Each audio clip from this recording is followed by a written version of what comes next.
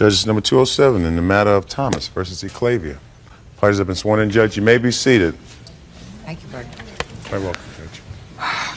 Ms. Thomas, the basis of your complaint is that the defendant had you falsely arrested, according to you, for assault, which caused you to be embarrassed, humiliated, stressed, strained, etc., etc. Is that right? Yes. And your story is a rather interesting one, and I think that probably it needs an airing because it led up to this arrest. Right. Is that right? Yes. How do you know her?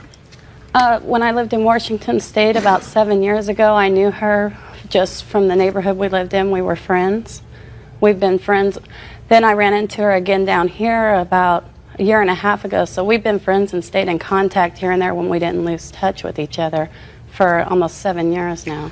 Now, you were both living on a Navy base? Navy, military housing. Military, both of you? Yes, different complexes. I understand. And according to the papers that I've seen, there was a transaction with a car that started all this trouble. Right. Well, tell me about that. Okay. I sold her the car for $100, and I let her make payments on it because they had no money, no vehicle, or anything. Then I went on vacation. I signed the title and gave her the keys on the agreement that she would get it out of my name on her husband's next payday because I was leaving on vacation. And then what kind of car was this? Dodge 400. I had bought a new car, and How old was the car? I think at 84 or something. So it was a real old car? Yeah. She sold you the car? No, she sold it to my husband.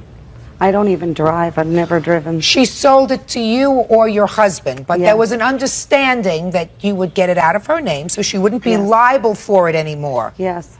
Did you do that?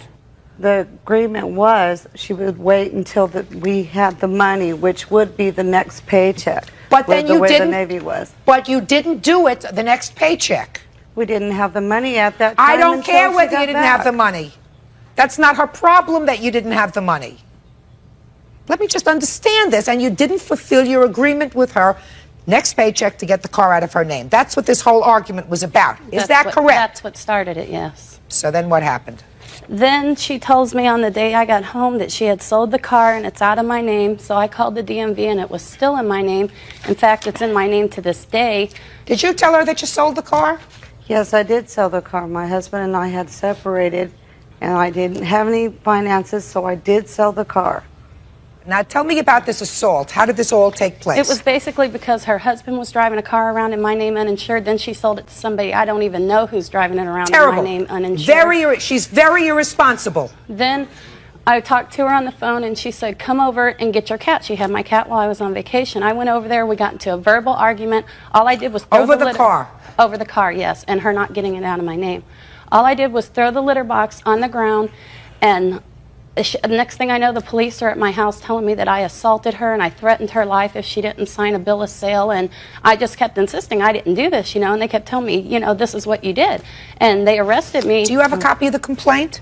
The police report? Yes. No, I tried to get it, but it had been over 60 days, so they wouldn't give it to me without a court order. This is untrue, what she says. Just a minute. Did you call the police? Yes, I did, and the Why? reason why I called the police is when she came to pick up her mail and her cat, when I turned around to get the mail, she threw the cat on me to where it clawed my back, and its claw stuck in my back. Then I went and I tried to get outside to where somebody could see what she was doing. I did not have a phone in my home. My neighbors heard and saw her yell at me and say that she was going to come back and kill me. You called the police? Yes, I did call the police. All She right. assaulted me in my own home. Well, just a minute. Did you throw your cat on her? No, my cat was pregnant. I would not harm my cat in any way. I never touched her. I will take a lie detector. I will do anything. I never touched her. I never assaulted. I never threatened her life. I never did any of that. The only Well, thing you might her have neighbors threatened her. saw. You might have said a lot of loud things because you were angry. Exactly. But the only thing the neighbor saw was me throw the kitty litter box on the ground, which was empty, and say, I'll be back later for the car because she told me to come back for the car. The guy who bought it doesn't want to deal with this. Do you have any photographs of how the cat injured you? I had them at home, but I never got them developed because I dropped charges on her. Just a second. I did not You want have to them? press charges. Hold on a second. Well, even if you didn't want to press charges then in the criminal proceeding, you're here today, so you knew you were coming to court today. Why didn't you get the pictures developed?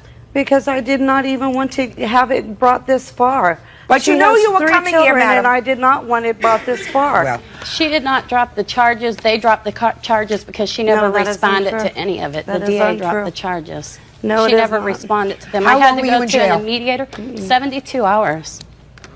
it's No, outrageous. that is untrue. And my Whenever- bill was $15,000. I was in there with hookers and prostitutes that could have got out for $150. Mine would have been $1,500. Miss Thomas, had you ever been arrested before? No, I was taken to the police station one time for police disturbance when I was like 18 or 19. You also say in your complaint that the defendant wrote letters to your husband. Yes. While he was away at sea. I have it right here. I'd like to see those letters, please. Do you want to see the one to my housing manager? Yes, I want to see This all is the one letters. to my housing manager. It's signed Concerned Citizen, but you can tell the handwriting matches it perfectly. Can I see them? Every sick thing you can imagine she wrote about me. Excuse me. If she is so nice and innocent, then why do my children fear her? The same day that she assaulted me, my son is coming home from school. She pulls up to him as he's crossing the street from the school, and she tells him that if you don't get out of the street, she's gonna run him over. An 11-year-old boy. Judge Judy continues in a moment. You are full of baloney because if you had injuries in pictures, you would have brought them. And later today, I think at the time he had something for me or an infatuation for me, and he thought he could get on the good side of me by posting a $5,000 bill. Well, that was nice. real cases, real people. Judge Judy. Georgina Thomas says her former friend, Carolyn Eclavia, had her falsely arrested after an argument over a car. Right now, all I have is her complaint. Put it down. This I'm card? speaking. I have her complaint. In her complaint, she mentioned several things. You want to sue her? If you think you have a cause of action, No, I did not file a want to sue complaint. I'm asking you, did you write to her husband, Ron? Her husband had I asked just- me the time and answer time is again. yes I or did no. write him. Good. Yes, and he this is wanted to know if hey, she was having an affair.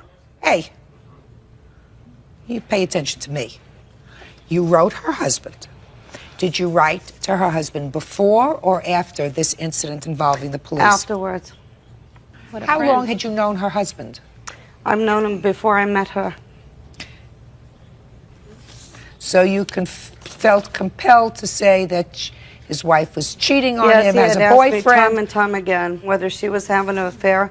And When yes, did I he- did write, and I did tell her, because the boyfriend was coming to the house where I babysit, where I live, harassing my sons. It's not true. Yes, it is Shh. true. Just a second. All of this didn't seem to bother you when you bought her car. Because You I bought did just not a buy second. it. I don't even listen, drive. Listen to me. All these things, the boyfriend, who was, according to you, when you wrote this letter to the landlord, a convicted felon. She sells pounds of weed and cocaine out of her house. All of these things didn't bother you when she sold you the car a few weeks before this incident occurred. How come all these things just bothered you after the car incident? Because the harassment didn't start until after she had the problem with my husband. To me, it was Just a her minute, what- business. just a I have second, no what- right to judge her. So, but when what- she started harassing me, harassing my children, and assaulting me, then yes, I believe. Then yes. all of a sudden, just a minute, then all of a sudden you decided that her husband had to know, the landlord had to know about all these charges after that. But before it was okay. I did call the DA Just a that second. had pressed charges Hey, time and time again. just a second. And no one would come because I could not afford the restraining order against her. You don't have to afford a restraining order, madam. All you have to do is go to court. And if you have a case, you can get a restraining order. Don't give me a lot of baloney. Instead of using the court system, what you did was you wrote letters designed to make trouble for her. Thank you. That's what you did. And calling the police, because I don't believe she threw her cat at you. Oh, that is Oh, no, I don't believe it. Because I believe, madam, if she threw her cat at you, you are organized enough, based upon these letters, to have developed the photographs, which you say you have at home. When you knew you were coming to court today to show me the injuries, you are organized enough to do that. So I don't believe that there were any injuries, I believe that she did Then why probably. would the district attorney look at him on my arms, on my back, and decide Do that you- he would press charges? If there was Mrs. nothing Slava- wrong, why would he take her to jail? You are full of baloney, because if you had injuries in pictures, you would have brought them. Now, the only issue is, what kind of damages am I going to assess against you? Because I believe that you are a nasty, vindictive person. Can I explain a That's little what more? I believe. You are a nasty, vindictive person. And I believe that she's entitled to be compensated. Now, the truth is, you threw down this item at her. I'm kidding. Okay? Not at her, on the ground. Whatever, Miss Thomas. You were angry. Very angry. And you probably did say something like you're going to be back because you probably got into a major altercation with her. I don't believe that she had the right, really, at that point, because she was not, in fact, injured by you, to call the police. But I believe that there is more of a vindictiveness involved here than anything else. As a result of that letter that she wrote to your husband, did anything happen? We're now getting divorced, yes. Well, it wasn't just because of this letter, is that No, right? we were having small problems at first, but nothing like this. Okay. I'm not going to ask you whether you had a boyfriend or not. It's really none of my business. The letter was written maliciously, and the letter to the landlord was also written maliciously. That is Army Housing. I'm awarding you $2,500, and that's against you. Judgment in this case is for the plaintiff in the amount of $2,500. Thank you. That's all. Parties are excused. you. You may step out. Back to your right, please. I've taken her food. They had no food, anything. I was a good friend to her. I took her to buy the dress she has on now because she doesn't drive. Oh, you're I full did of it. everything for You her. were nowhere The near only me. thing I have to say is, from now on, if your big sister warns you about somebody, you should listen to it. She's just jealous. She's very jealous because I get all the attention and she gets none. And now the next case. Parties on Crawford versus Sullivan. Step forward, please. 30-year-old personnel director John Crawford says he bailed his friend Shannon Sullivan out of jail and he won't pay him back. Shannon claims he never asked John for his help. You were arrested for assault. He posted bail. That's correct. You won't pay him the money for the bail that he posted for you. That's correct.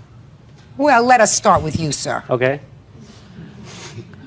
because I found your response, quite frankly, slightly ungrateful. Now, when were you arrested?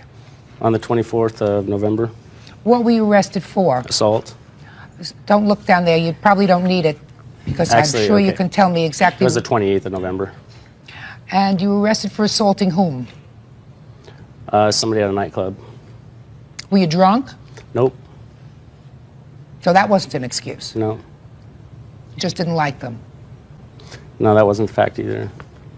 I was pulling out of the driveway at the nightclub, and this particular individual walked up to my car and kicked it, a brand new car.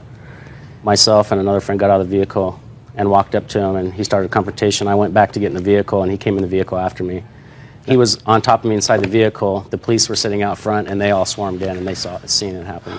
Well, that sounds like he assaulted you, so why do you think you were arrested? Because of the injuries on him. Which were, I assume, substantial? Yes. Were you convicted of that assault, No, I ultimately? wasn't. Did you The go to case was trial? dismissed. Now, when you were arrested, you were taken to jail, Yes. and bail was fixed? Actually, I was going in for my OR hearing, What's an OR hearing? release on my own recognizance. But you spent the night in jail. No, I didn't. You spent any time in jail? Yes, Is the reason that you were released from jail because this gentleman posted bail? that's correct. Judge Judy will continue in a moment. Forget the bail. Why didn't you say that? Well, I didn't think about it at the time in the bill. Well, you should have thought about it at the time, Mr. Sullivan. Real cases, real people. Judge Judy. 30-year-old personnel director John Crawford says he bailed his friend Shannon Sullivan out of jail and he won't pay him back. Shannon claims he never asked John for his help. How long did you know him before you posted this bail? Not very long, just a couple of weeks. And would you tell me how it came about that you posted the bail for him? I happened to be walking out of the nightclub right as this incident started, and I witnessed it. And I saw the police take him away. I received a phone call at early hours in the morning from the friend that was with him, and he said, Shannon is in jail. He wanted me to call you, tell you that he's in jail. This friend said that he told Shannon he could not get him out of jail, and wanted to know if I could do anything to help get him out. He said that Shannon would try to get a hold of me later, which he did. He was able to call me from a desk sergeant's phone. So he called you from a desk sergeant's phone, and what did he say when he called? He gave me all the specific information, the case number, told me what he was booked on, told me how much the bail was. I immediately called a bail bondsman. I didn't even think twice about calling a bail bondsman, even though we weren't really good friends. I just felt sorry for him. I didn't want anyone to have to spend Thanksgiving Day in jail when he was planning on going to see his family in Arizona the next day. So I placed bail for him. And how much did that cost you? Well, bail was $5,000. They charged 20% of that for fees, and then there's filing fees, so it was $760. And did you have a discussion with him about paying you back? He wrote me a thank you note, said, I can't believe you did that for me. Don't worry, I won't let you down. I felt sorry for him because he said that he needed money, and I actually knew of some work that was opening up where I work, and so I gave his name to some people at work. He was hired at work, worked there just a short time, and after he stopped working where I work, he stopped returning all phone calls. I tried calling several times. All right, Mr. Crawford. Now, Mr. Sullivan, $760 is what this gentleman spent on your behalf. Now, you want to try to explain to me why you don't think you owe him this money.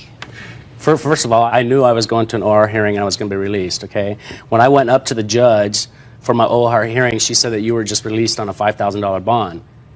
I did not know who did. I didn't contact anybody. I never contacted my family or anything. Nobody even knew about it except for Paul, which was my friend. I never requested John to bail me out whatsoever. John did it on his own. That was his own thing. He did it. Yeah, I'd spend that much money just to be nice. Okay. So why didn't you just tell the judge, first, I'm not accepting this bail, and I'm prepared to hear whatever you have to say, and I'll plead my own case to be released on my own recognizance without any consideration of this bail, so forget the bail. Why didn't you say that? Well, I didn't think about it at the time in the bail. Well, you should have thought about it at the time, Mr. Sullivan. You were more than happy at the moment to say, thank you very much. Where's my hat? Bye-bye. He wasn't arrested. You were arrested. Sounds to me like he was a nice guy. Yeah, he's a nice guy for doing that. But I think there's more to it than just being a nice guy also.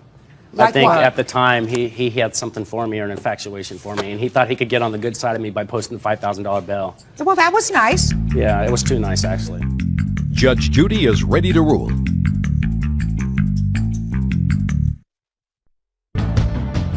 You had an option, sir. Your option was to say to the judge, who posted the bail for me? Question. Answer, Mr. Crawford. Mr. Crawford. I did ask that. You did ask. They did not have that at the time because the bondsman had not delivered everything over to the court Well, if the yet. bondsman hadn't delivered everything over, Mr. Sullivan, they wouldn't have released you. That's what I was told. They I didn't wouldn't get out have till 2 released hours you if later. the bondsman had not delivered all the paperwork. I've been around long enough to know that. Okay. Well, I'm just telling you. All what I right, this is know. not a very difficult case. You owe him $760. Okay. Period. End of discussion. Thank you very much. Parties are excused. You may step out. Now, this is case number 301 on the calendar in the matter of Peraza versus Barraza. Parties have been sworn in. Judge, you may be seated. Have a seat, ma'am. Ma'am. You two gals are real good friends. You went to some sort of an event, which you're going to tell me about. One of the things that happened at that event was that there was a door prize of a brand new Jeep automobile. Right? Correct. Yes. She won. You think that you should get half. Right? No. Not exactly. Well, I think we both won. you think you both won, and she claimed the prize. Yeah, she ended up going behind back and claiming the prize. All right, let's start from the beginning. What kind of an event was this? It was just an event from a radio station and Taco Bell. It was just a concert. Slowly. It was just a concert. It was just a a concert where these rappers are going to be there or something like that. You, according to your complaint, got the concert tickets and asked her if she wanted to go. No, she got the concert tickets. She got the tickets. Yeah, and she asked me if I wanted to go. Okay. And I agreed, and we went, and at the door, they asked us if we wanted to gamble, and we said yes, and they gave us $500 fake dollars each. Did you have to pay for that? No. No, they just asked us at the front, if you wanted to gamble, you got $500. If you didn't, well, you didn't gamble. So it was like Monopoly money. Yeah, I guess, yeah. Okay. And after that, she asked me, I mean, I was there with her the whole time, but then she asked me if she could gamble my money, and I said, sure, go ahead, you know. And she's like, You weren't gambling? No, I was just standing right there, just helping her out. That was about it. She gambled, she got all my money, she gambled it away, and we ended up getting chips for, just chips, regular chips that you gamble with, in return when you were gambling. So we had to trade those in for tickets. And after that, some guys just came up to us and told us that, oh, they were leaving, they were in a rush, so they came over and they gave us their tickets. They said, here, girls, good luck, and if you guys win, give us a call. So now you had these whole bunch of tickets, and you threw them in a pot. We just, yeah. That Who was, held on to the stubs? I did. You did? Yes. Okay. yeah, it was, she had it in my backpack, so she put it in the backpack. We had a backpack, it was only one, so she put them in there. And you had a whole bunch of them. How many did you have? There was probably 50 or probably more. I wouldn't know. We didn't count them. And we just threw them inside the backpack, and it was time for them to call out the tickets. The time came, so we went down there, and they started calling out tickets. We won other prizes. Prior to that, we won something else, and it was time to call out. What else did you win? We won a jacket and a backpack. And what'd you do with that? one of us kept the backpack, and the other one kept the jacket. Is that right? Yes. Go ahead. So I guess the time came to win the thing, and we just got the tickets, and she's like, here, you take half, because there was so many of them. We just split them up. She said, you take half, I'll take the other half. And to look yeah, at the numbers as they were calling the numbers. Yeah, so then after that, they called the number. That was about it. They called And it. you had the ticket. You were holding that ticket. Yeah, she was holding the ticket. Okay. Now let me ask you this question. I'll ask you this question. There came a time when you did split up these tickets, right? She held half and you held half. Tell me about that moment. As I recall, we just split them up. Not just we split them evenly. up. They're in your hands. Okay, I split them up evenly. You split them up evenly. Yes, I just gave her half, and we both looked at them. Okay. Am I correct that your reason that was done was because it's too difficult to look at all the numbers as they're calling out the numbers like in a bingo or something, Yes. so that each one of you was looking through half, Correct. right? And your ticket won. Yeah, they were my tickets. They were all my tickets. Now, why do you think they were all your tickets?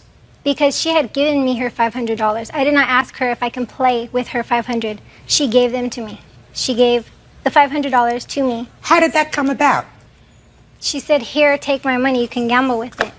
Is that what you said? No. No, that's not what happened. That's exactly what happened. No, we were gambling. She ended up, she was like down to her last $50, and she just said, can I, let me have your money. And she said, if we would win the Jeep, we would split it up.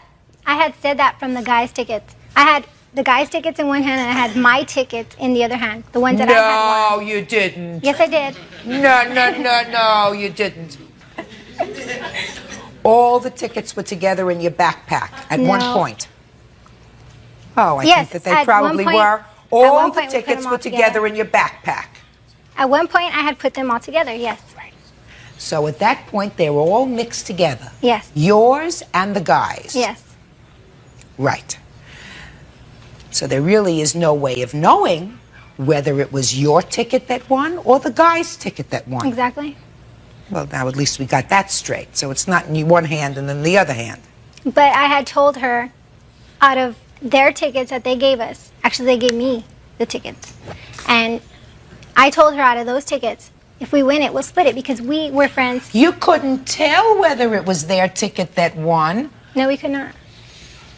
You just assumed it was comfortable for you to say it wasn't one of their tickets that won, it was my ticket that won. I did not say that. You had no way of knowing whether it was your ticket that won or one of the guys' tickets that won. Mm-hmm. Right? Exactly. Mike, Tila? Hello? Judge Judy continues in a moment. You speak to this pain in the neck.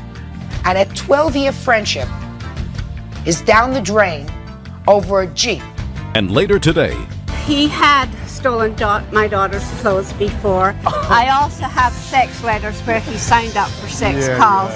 And I have pictures to prove what kind of person he is. real cases, real people. Judge Judy. 19-year-old Myra Barraza is suing her former best friend Tina Barraza after they won a new Jeep in a raffle. I see that you have a tape there. Can you tell me what that tape is of? This is just the day of the event. Recorded us where we both claimed the prize. We both did go up there and claim the prize. And For the said, Jeep? Yes. I want to see it.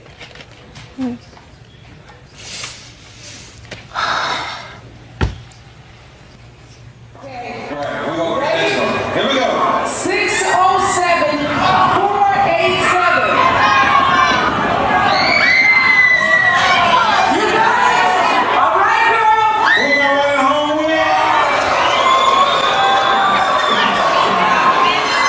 Who won the Jeep?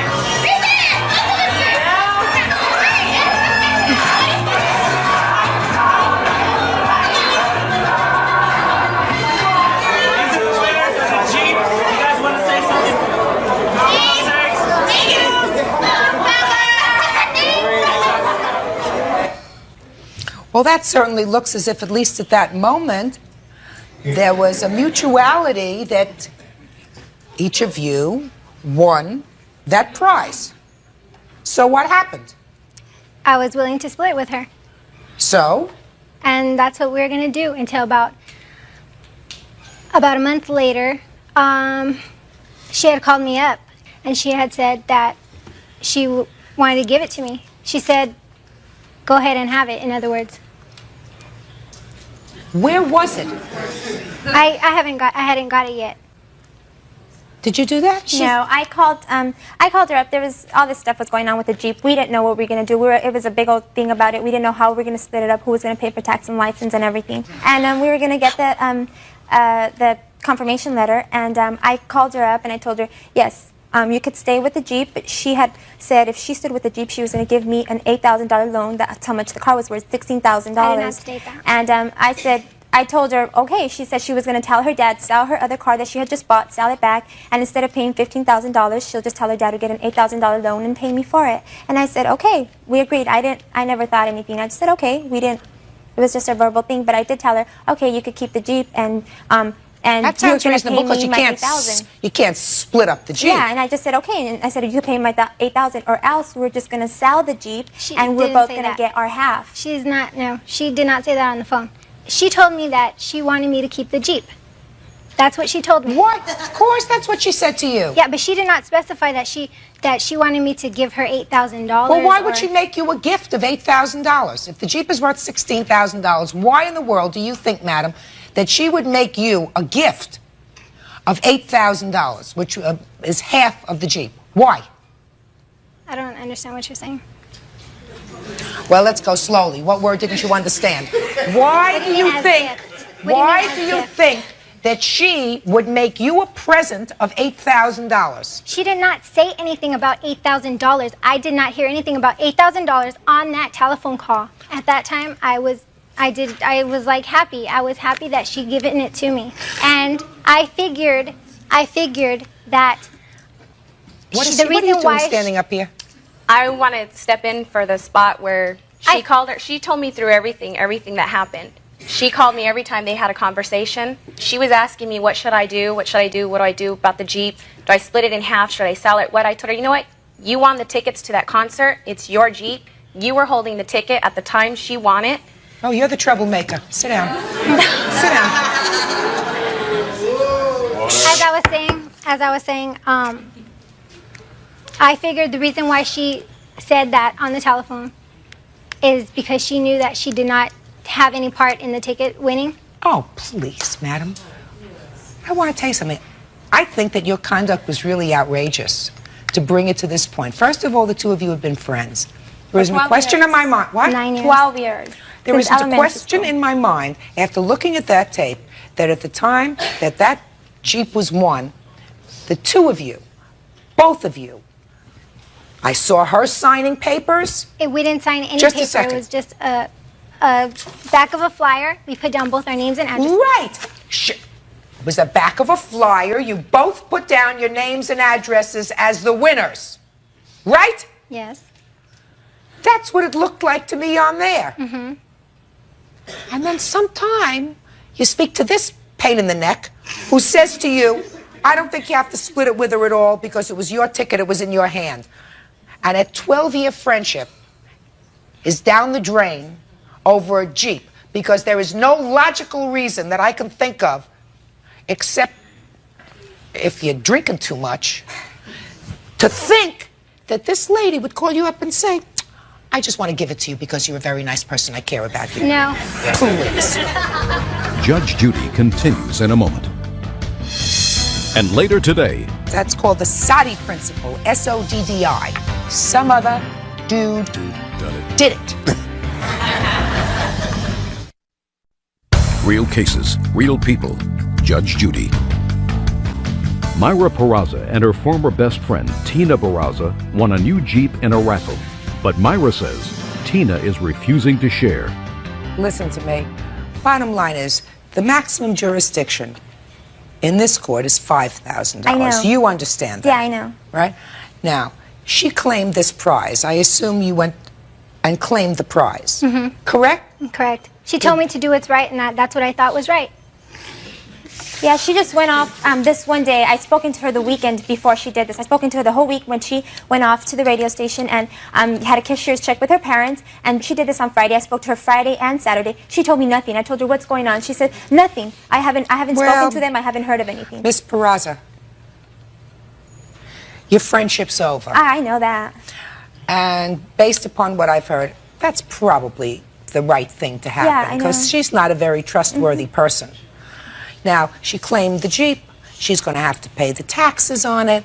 But I'm awarding you $5,000, which is the maximum that I can. My grandmother used to say, if you do the right thing happens. If you do the wrong thing, eventually it's going to catch up with you. What you did was pretty sneaky. That's all. Parties are excused. You may step out. And you got your Jeep for better money. Back door to your right, please. Just to reiterate what Judge Judy said, that things, it all comes back to people or whatever. It's going to come back to her because I did what I thought was right, and in God I trust that I did what's right, and I think it's going to come back to her what she did because she was wrong, not me. She's lucky for even being there. She's lucky for even being at the event. I don't see that she deserves half. I won the tickets to go to the event, and she was even lucky that I took her. You got your $5,000 you wanted. I did. So now you can shut up. Yeah, you too. You had nothing to do with this. And now the next case. Parties on Anderson versus Rankin. Step forward, please. Margaret Anderson is suing her tenant, Tim Rankin, claiming he made phone calls to 900 numbers totaling more than $1,000. All right, Mr. Rankin. You rented a room from the plaintiff. That's correct. And I believe that you will agree, based upon what doesn't seem to be in dispute, that when you moved in, you wanted a telephone in your room. That's correct, Your Honor. But because of prior problems, you couldn't get the phone in your name. She offered to put the phone. Because of prior problems, you couldn't get the phone in your name. I owed a past due bill on the Pacific bill. So the answer to my question is yes. You couldn't get the phone in your name. Correct. I knew we'd get there, Bird. Take the time. Rich. So she said, okay. Yes. Right? Are you nervous? Yes. Hmm? Yes. I could tell you were nervous. She said, okay, you put the phone in your room, and within a relatively short period of time, you got a bill. Yep. And how much was that bill for? $1,059. For a 1 month period. 2 months period. 2 months.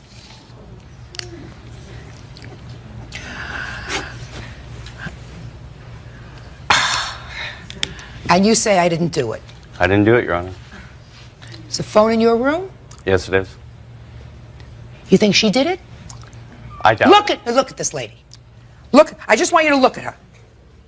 You think she went into your room and made the calls? I doubt it. Somebody's got to pay the bill. That's right. Now, you want to try to explain to me in 100 words or less why it shouldn't be you? In 100 words or less, I don't know if I can do it in 100 words or less, but I believe that the other tenant that was living there made those phone calls. So? And there's a reason behind why I think he made those phone calls. I'll hear you. Okay, well, the former tenant and her had a limousine business. She put up $27,000 for a limousine. Somehow I was drawn into the middle of that. Their business relationship didn't work out from the get-go. They were screaming and yelling every night there. And because I didn't take his side in the limousine business, he started to have an attitude against me. Eventually, I had to throw him in jail for assault on me at the lady's house. The following day, her and I went down and put restraining orders on him. At that point, I believe he went in my room. He wanted me out of that house no matter what.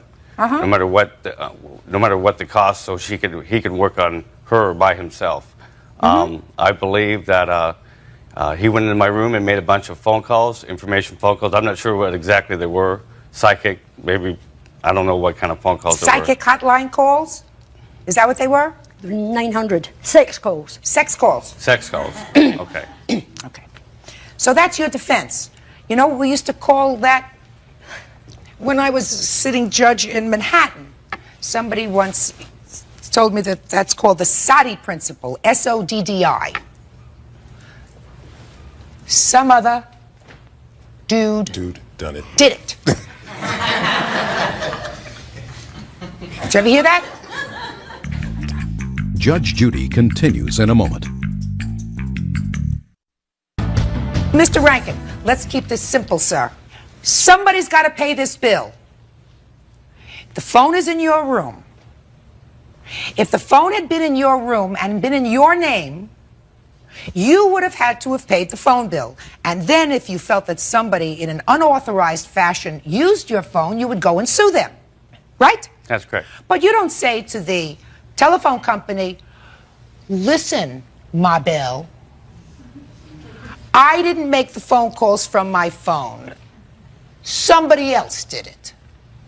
You pay the bill, and then you pursue whatever other remedies you have. You are responsible to safeguard the phone in your room. Not her. She was doing you a favor. Why should she be out $1,059? Is there any reason? No, there's not a reason Good. she should be out. Judgment in the case is for the plaintiff in the amount of $1,059. Parties are excused. You may step out. Out the back door to your right, please. Judge Judy continues. Case number 312 on the calendar in the matter of Van versus Webb. Parties have been sworn in, Judge. You may be seated. Have a seat, ma'am. Sir.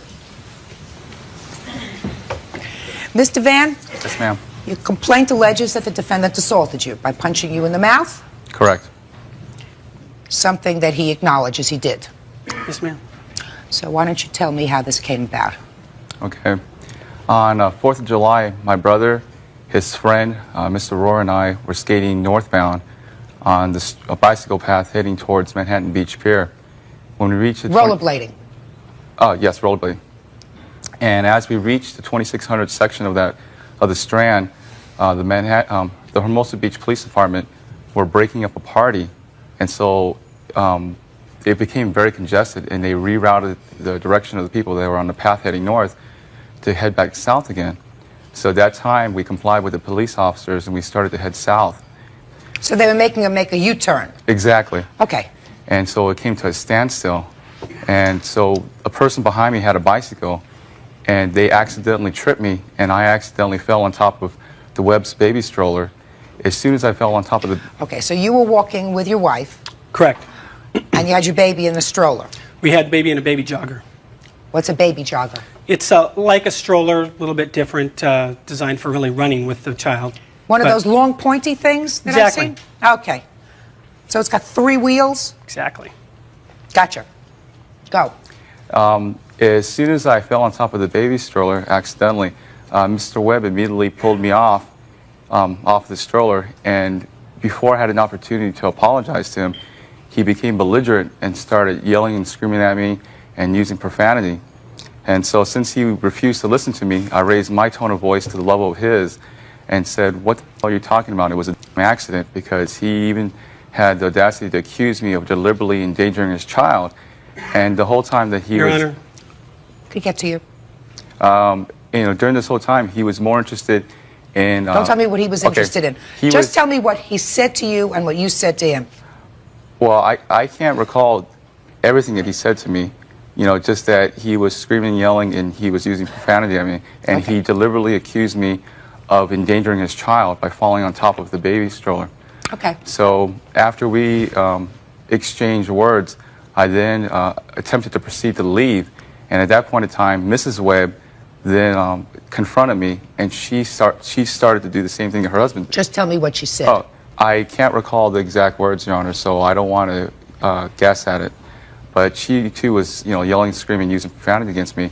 And at that point in time, I became upset, and I told her that she was an unreasonable for not allowing me an opportunity to apologize or to look at the situation that it was accidental and I had no intentions of hurting their child. So you didn't say all that. You just called her an unreasonable beep. Exactly. Okay. So at that time, I attempted to leave again, and after I left, Mr. Webb then pursued me and cut me off from leaving, and he attempted to pick a fight with me. He was yelling at me saying that I cannot call his wife a So I wouldn't allow myself to get in an altercation with him because there was no reason. It wasn't for self-defense. In addition to that, there were several police officers behind us. So he then placed his right hand on my chest, on my left side of the chest, attempting to further provoke me to a fight. And I still refused to engage in a fight. So Your Honor, that's... So I then warned Mr. Webb several times to remove his hand from my chest. And when he didn't do it immediately, so that's why I had to do it several times. When he finally removed his hand from his chest, as soon as he put his hand down, he then attacked me and punched me in the mouth. Immediately, his hand came down. And that's when I fell backwards, hitting my head on the ground. And when I tried to get back to my feet again, I got onto my knees. Then Mr. Webb then jumped on top of my back and in a deranged manner was yelling, "You can't call my wife." And he kept on pushing my head towards the ground while he was on top of me. Afterwards, my brother intervened, and then a police officer came by, and when I realized that I was injured from the bleeding... Where were you bleeding from? From my lip. My lip became lacerated from the punch, and I then charged Mr. Webb with citizen's arrest and told a police officer who was standing close by of my charge. Okay. You had some medical bills? Yes, ma'am. What were the medical bills? The medical bills were for the oral surgery, for my tooth to be put a crown put on it, and the actual crown price. How much? That came out to excuse me, and also the emergency room bills as well, and that came out to approximately $901. And in addition to that, my one tooth was shattered, another tooth is cracked, and that tooth has not died yet, so the dentist wants to wait until the tooth does die, and so I have an estimate of that, which is $1,275. Judge Judy will continue in a moment. Teach children from a very early age to use their words. Say that to toddlers. Use your words, don't use your fists. And you didn't. You did it because you got hot. Real cases, real people. Judge Judy. Norm Van says after bumping into Henderson Webb's baby stroller while rollerblading, Mr. Webb assaulted him, causing dental injuries. Mr. Webb claims he hit Norm in self-defense. All right, Mr. Webb. Now let's hear your version of what happened, sir. Okay. I think that was a very creative version that you just heard. Mr. Webb, let me hear your version of what happened, my wife sir. and I left 4th of July midday to walk down the Strand with our daughter Haley in the baby jogger. When we approached the 26th Street intersection, there was a huge crowd that we were just kind of instantly enveloped in. Virtually nobody was moving. Maybe at just a very small shuffle. People were going every which direction. I was going northbound on the Strand with the stroller at a little bit of an angle there. When kind of out of my peripheral vision, I saw some movement, and before anything else, I felt a strong hit against me and down on the jogger. And that was Norm Van. I looked down, he was full body, full weight, impacted upon the jogger. I started trying to help him up, and I said something to the nature of, get up, get off, watch where you're going. He was immediately very indignant with me as far as profanities. I learned some that day. He got off on me and said a lot of things in my face about I'm a effing this, don't touch me, it's not my fault, get your hands off of me, etc. But it was one of those things. I was terrified, obviously. My wife was more petrified than I was. At that point, I looked under the baby jogger has a canopy on it. Haley was crying and bawling. Wasn't really the place to get her out and find out how she was. Stepped back behind the jogger. But she was fine. She didn't have any visible damage. She was fine. Correct. Stepped back behind the jogger to resume our snail's pace, so to speak. My wife's still behind me when the next thing I heard was him going off on twice the tirade with my wife. And, at a distance of like that from her face. He called her B-I-T-C-H, but that was the nicest word he called her. We all felt threatened, I think. We had no place to go. We were in a very small space. I kind of put my hand between them. I never once touched Norm Van until I actually hit him. I kind of stepped in front of my wife and in front of Norm Van so that they were behind me. And he continued to be very threatening, very belligerent, indignant, coming at me this way. I thought for sure he was going to attack me. I've got my wife and child behind me, and I did hit him in the mouth. He never hit the ground, number one. He kind of squatted or kneeled. I got behind him and put my arms around him and locked my hands to contain him. I never tried to hit his head on the cement. I did I hit him once, and that's all that happened. Okay? Held him, contained him. He started screaming, "I'm going to sue you, citizen's arrest." I took a few steps back, and then he started coming at me again. And I said to him 3 or 4 times, "Stay away, stay back." I couldn't understand why he was stepping towards me again. He was pointing his finger saying, "I want you to get arrested, you're in trouble," and I said, "Stay away," because I didn't know why he was coming at me again. I thought he could attack me. What do you mean you didn't know why, sir? You would hit him in the mouth.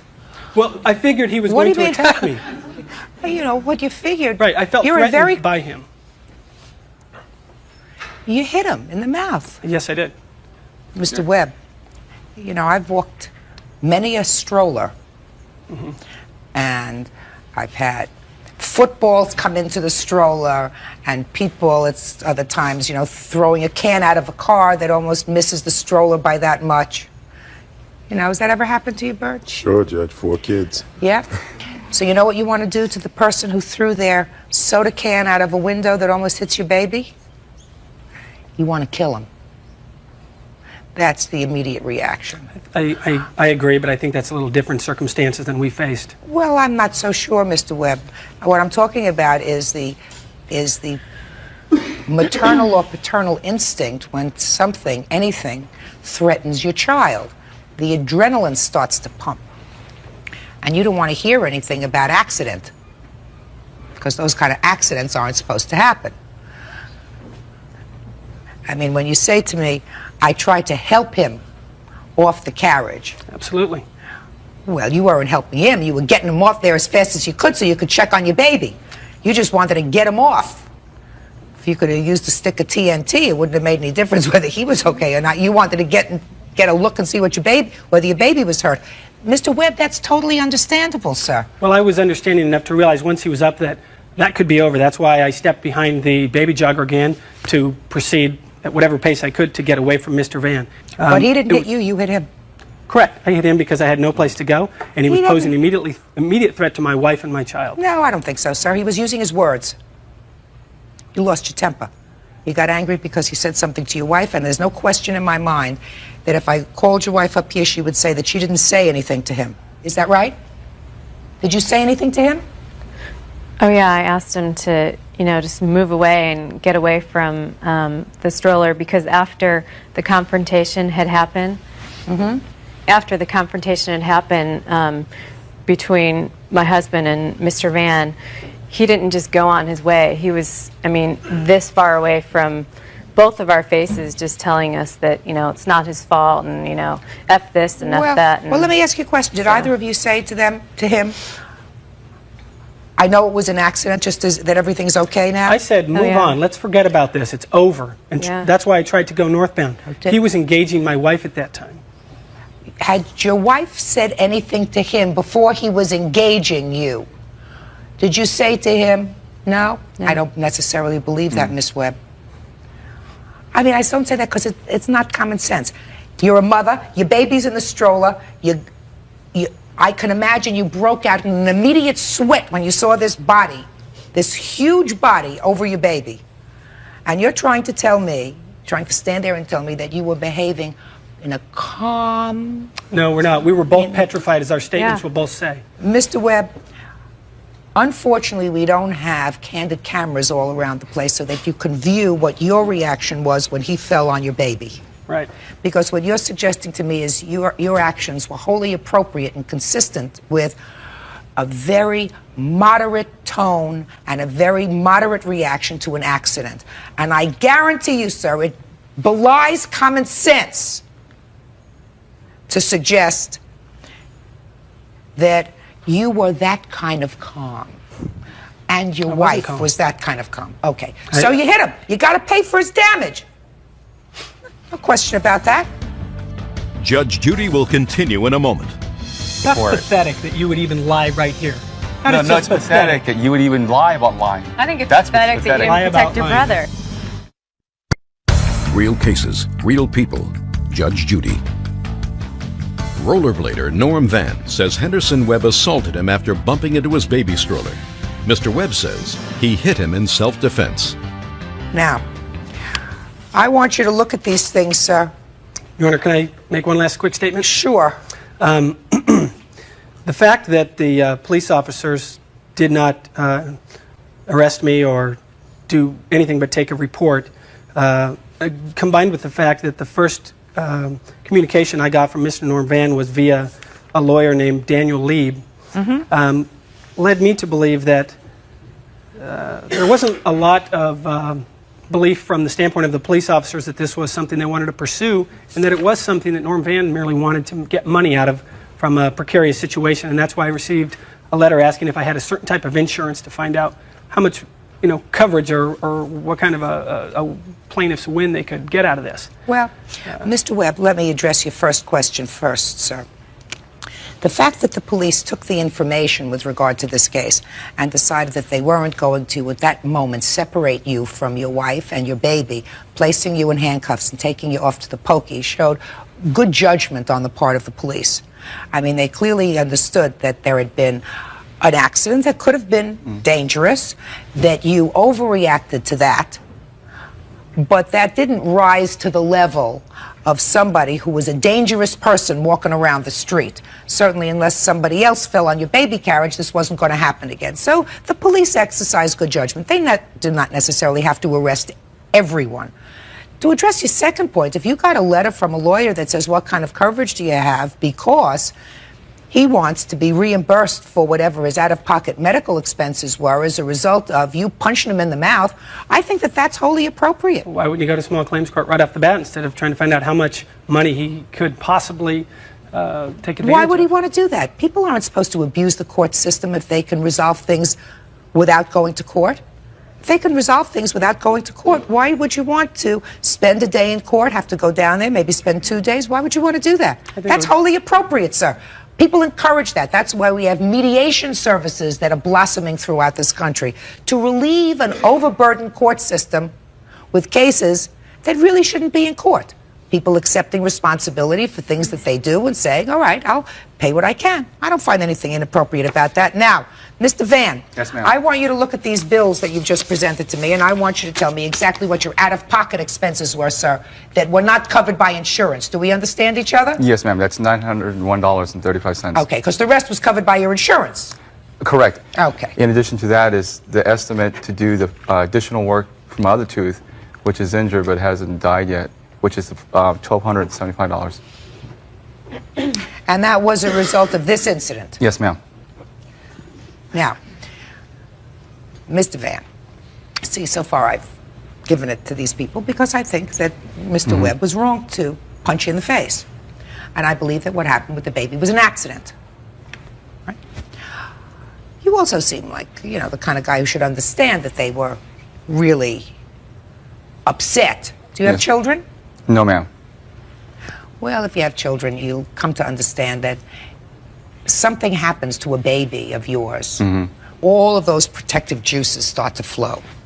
So the fact that Mrs. Webb, and I do believe she opened up her mouth to you, it was probably not the right thing to do to respond to it the way you did. Verbally. You could have just kept walking away from her and just ignored her. Because she was hot, because her baby was, for that moment, at risk. Do you understand? Agreed. You gotta use your noodle. Judge Judy is ready to rule. Mr. Webb, you behaved unreasonably because you hit him. You can walk around that every which way, but you behaved wrongly because we teach children from a very early age to use their words. You say that to toddlers. Use your words. Don't use your fists. Don't be physical. Use your words. And you didn't. You didn't because you got hot. And I understand why you got hot, but you got to pay for it. All right? Your total expenses come to about $2,200. That's correct. A little bit less, but it's about $2,200. And you're suing the defendant for $3,000. Yes, ma'am. I think you're entitled to that. Judgment is for the plaintiff in the amount of $3,000. That's all. Thank you, ma'am. Parties are excused. You may step out. Judge Judy will continue in a moment. 223 on the calendar in the matter of Hutnick versus Reese. Parties have been sworn in, Judge. You may be seated. Ladies. Ladies, quite frankly, I was appalled when I read your papers. To think that two women in front of their children would engage in this kind of conduct is absolutely unbelievable to me. Ms. Hutnick, according to your complaint, you were assaulted by the defendant in McDonald's. Yes, I was. She says that you assaulted her. This was all done in front of your children. Yes, it was. Birthday party. So you want to tell me your version of the events, please? I had dropped my daughter off, Melissa, at a birthday party and went back to pick her up about 45 minutes later. And upon as I was walking in, I noticed this person next to me. The defendant? Yes, Connie Reese. She was hovering over top of my daughter, who was on the bottom of a playland. It was a playland area inside the McDonald's. And my daughter was sitting on the bottom of the slide, and she was crying. And So there were slides and tubes. I've Yes. seen those things where the kids go in and play. They take off their shoes and they Right. go inside and they play. Yes. And eat at the same time. Right, run and eat. And I walked up to the slide and I asked Connie Reese if there was a problem, whom she was not part of the birthday party. I did not know who she was at the time. And she said, well, your daughter and her friends are up there picking on my daughter and won't let her down. And I looked at my daughter and she was very upset. She was crying, she was hysterical. I said, Melissa, is this true? And she said, no, Mom. She said, we were all up there playing together. I accidentally stepped on the girl's toe. She said, I told her I was sorry. Mom, honest, I did. I said, well, you know, if you did, you've done the right thing. I said, come on, we'll come over here and sit down. I took her by the arm. I guided her to the table where Connie Reese continued to follow me to the table, and she came up to me and she said, is that all you're going to do? And I said, well, you know, she did say it was an accident. She said she was sorry. She'd done the right thing. I said, you know, I don't know what else you expect me to do. And when she said she was sorry, she'd done the right thing, I said, you know, I don't know what else you expect me to do. And with that, I guided my daughter again by the arm, went to another table to sit down. Connie Reese came up to me again, and she put her face, her nose, right up against my nose, touching my nose. Out of the corner of my eyes, I could see Melissa and three of her friends underneath the table. They were crying and screaming, and nothing was said at that time, and I thought, you know, I'm not going to fight this lady in front of these girls. So I walked away a second time. She came up to me, and she starts yelling from behind my back, and she says, you know, it's parents like you today who don't know how to raise their kids that makes these kids the way they are today. I stopped, I turned around, I said, you know, I'm sorry. I said, I don't know what your problem is. I said, this obviously is not affecting your daughter. She is up there playing. My daughter's down here crying. You know, and with that, I walked away. I had my back to her. She grabbed me by the back of my hair, turned my head completely around, my body still facing forward, and punched me. She knocked me out. When I had come to... Punched you in the face? She punched me in the face. When I had come to, she had dragged me 20, 25 feet across the playland. With my head, if I may show you, she had my head in between her legs like a scissor lock, pounding on the back of my head. And I said, you know, what is your problem? Get off me. I said, you know I am pregnant. And at that time, one of the ladies at the birthday party picked her up and just got her off of me. And with that, she got her coat, she grabbed her daughters, and ran out the door. And somebody had yelled, "Did you get her license number? Did you get her license number?" I ran out and got her license number, came in, and I continued to, I called the police. They came, they issued a warrant out for her arrest. She turned herself in. They did put her on probation for a year. But in the meantime, the next day, I didn't go to the doctor's that night. The next morning, I went to get out of bed. I could not raise my head up. I went to the doctors. I did have a concussion. They did an MRI, CAT scan. Do you have your medical bills, which is part of what you're suing for? Yes, I do. And there was also a letter from my doctor. About a week and a half later, I did miscarry.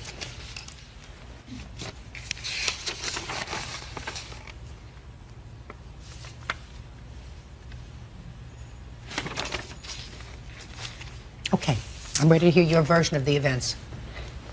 Well, I went into McDonald's with my daughters, and I was there for about 15 minutes, and I told them to go up to the slide and play while I went to go get the food. And they went to go up to the slide because the food was too hot, and I told them to go on and go up the slide. And my oldest daughter, she's too tall to go in there. She wasn't playing in there. The youngest one, she went to go in there.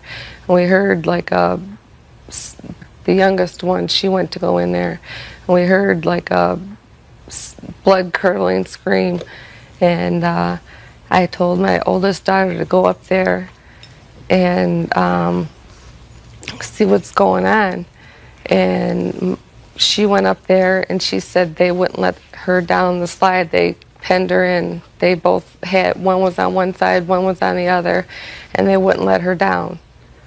And so my daughter proceeded to go down the tubes and not go down the slide, go back around the way she came. Okay, get to the bottom of the slide. Now that they're at the bottom of the slide. Okay, they're at the bottom of the slide. Well, I yelled up there, and I was going, let her down, because they wouldn't still let her down. And her daughter had came down, and I said, I asked you to come down. Why didn't you come down when she was screaming that loud? And she puts her hand on like this. She was not sitting on the slide. She was standing up talking to me like this. I wasn't hemming her in. She could have got down any way she wanted to get down, just like that. And then she came in, and with her, biker stuff on, she was like coming towards me like she was going to kill me. And she didn't get a chance to even hear what I had to say.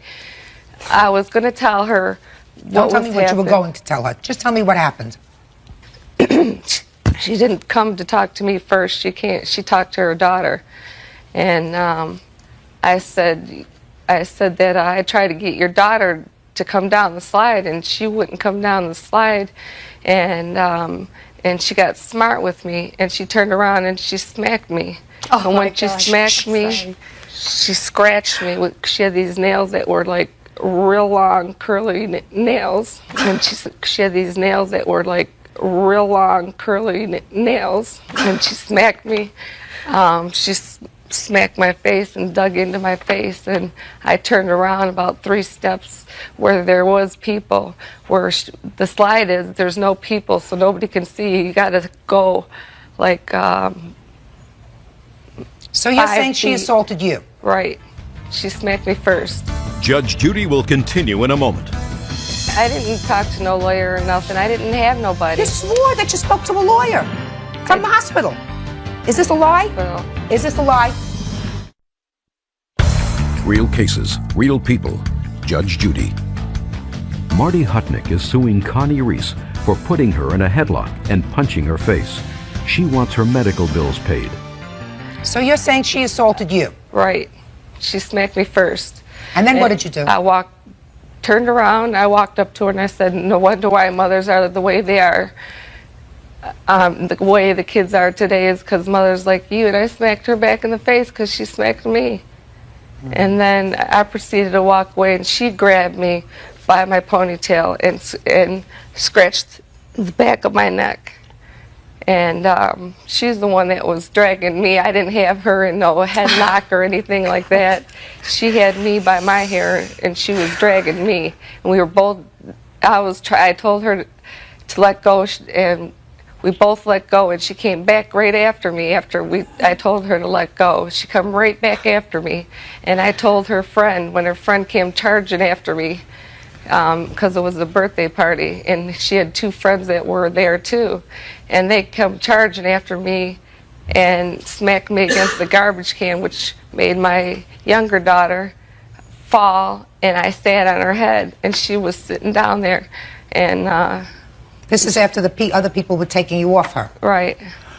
No, they were taking the girls off of me. A boy came in like 16 years old and got all three of the girls off of me because she was screaming down below because she was crunched between the garbage can. So these are the questions that I have for you, because I read your answer. So these are two diametrically opposed stories about what happened. Right. Right? Yes. First of all, you swore to the truth of what's in this answer. Right.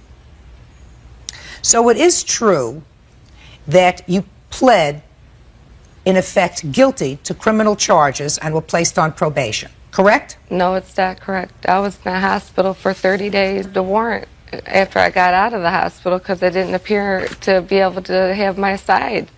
I went right into the hospital that day. Miss Reese, let me see. Into the hospital that day. Miss Reese, let me see that. First, let me see the hospital record. I don't have no papers. My attorney's out of town, and I try to get him. My attorney is out of town. He couldn't give me the papers. Miss Reese, you don't need papers from your attorney to prove to the court that you were in a hospital for a month as a result of this incident. Okay? Well, I'm going to read you some. You have what? I got pills to show that I was in there. I'm still taking them. Pills don't tell me when you went to the hospital and what you were doing in the hospital for a month. Because I'm going to read what you wrote. First, you say you were admitted to the hospital and stayed there for a month. That's right. And then you say that you spoke to your lawyer from the hospital. That's what you said here. But then you say that the reason that you didn't appear in court was because you were in the hospital and nobody told you about it. Because you were served with papers while you were in the hospital. That doesn't ring true to my common sense. Because if you had already spoken to a lawyer when you were in the hospital, you would have known about a summons or a warrant being issued for your arrest. So you already had a lawyer, according to you, when you were in the hospital. Is that right? That's what you swore to here. Not in the hospital. At 2 weeks after I got out of the hospital, I was. No, that's not what you wrote here. That's not what you. I want to tell you, I got out of the hospital 2 weeks later, and so then it's just a second. So you weren't in the hospital for a month. You were in the hospital for 2 weeks. 2 weeks, and then I was in therapy for 2 weeks. So now, right now you have two mistakes here in your sworn answer. You weren't in the hospital for a month. You were in the hospital for 2 weeks, and you spoke to the lawyer. 30 days. What?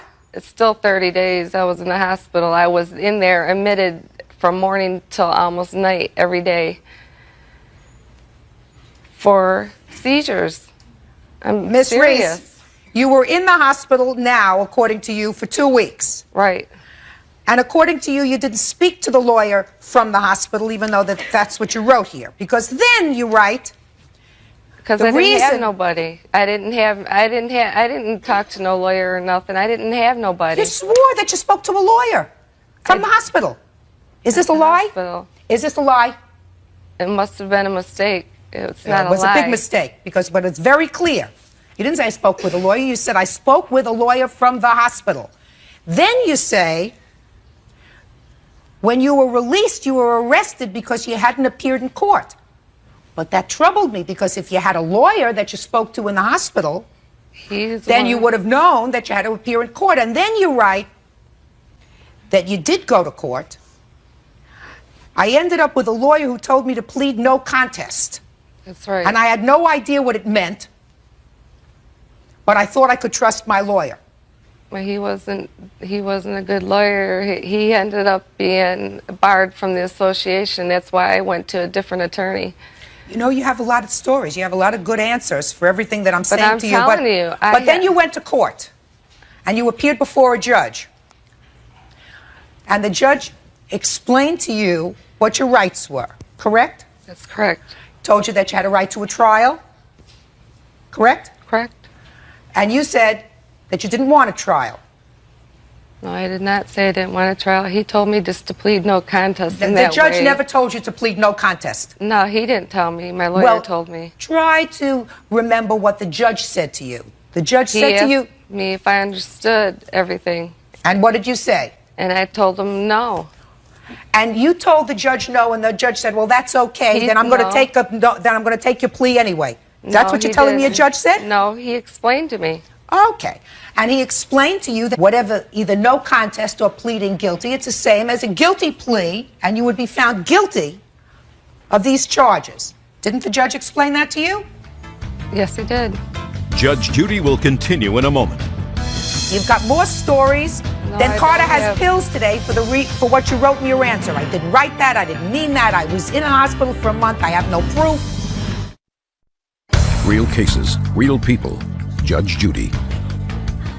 Marty Hutnick says Connie Reese assaulted her after their daughters got into a fight at a birthday party.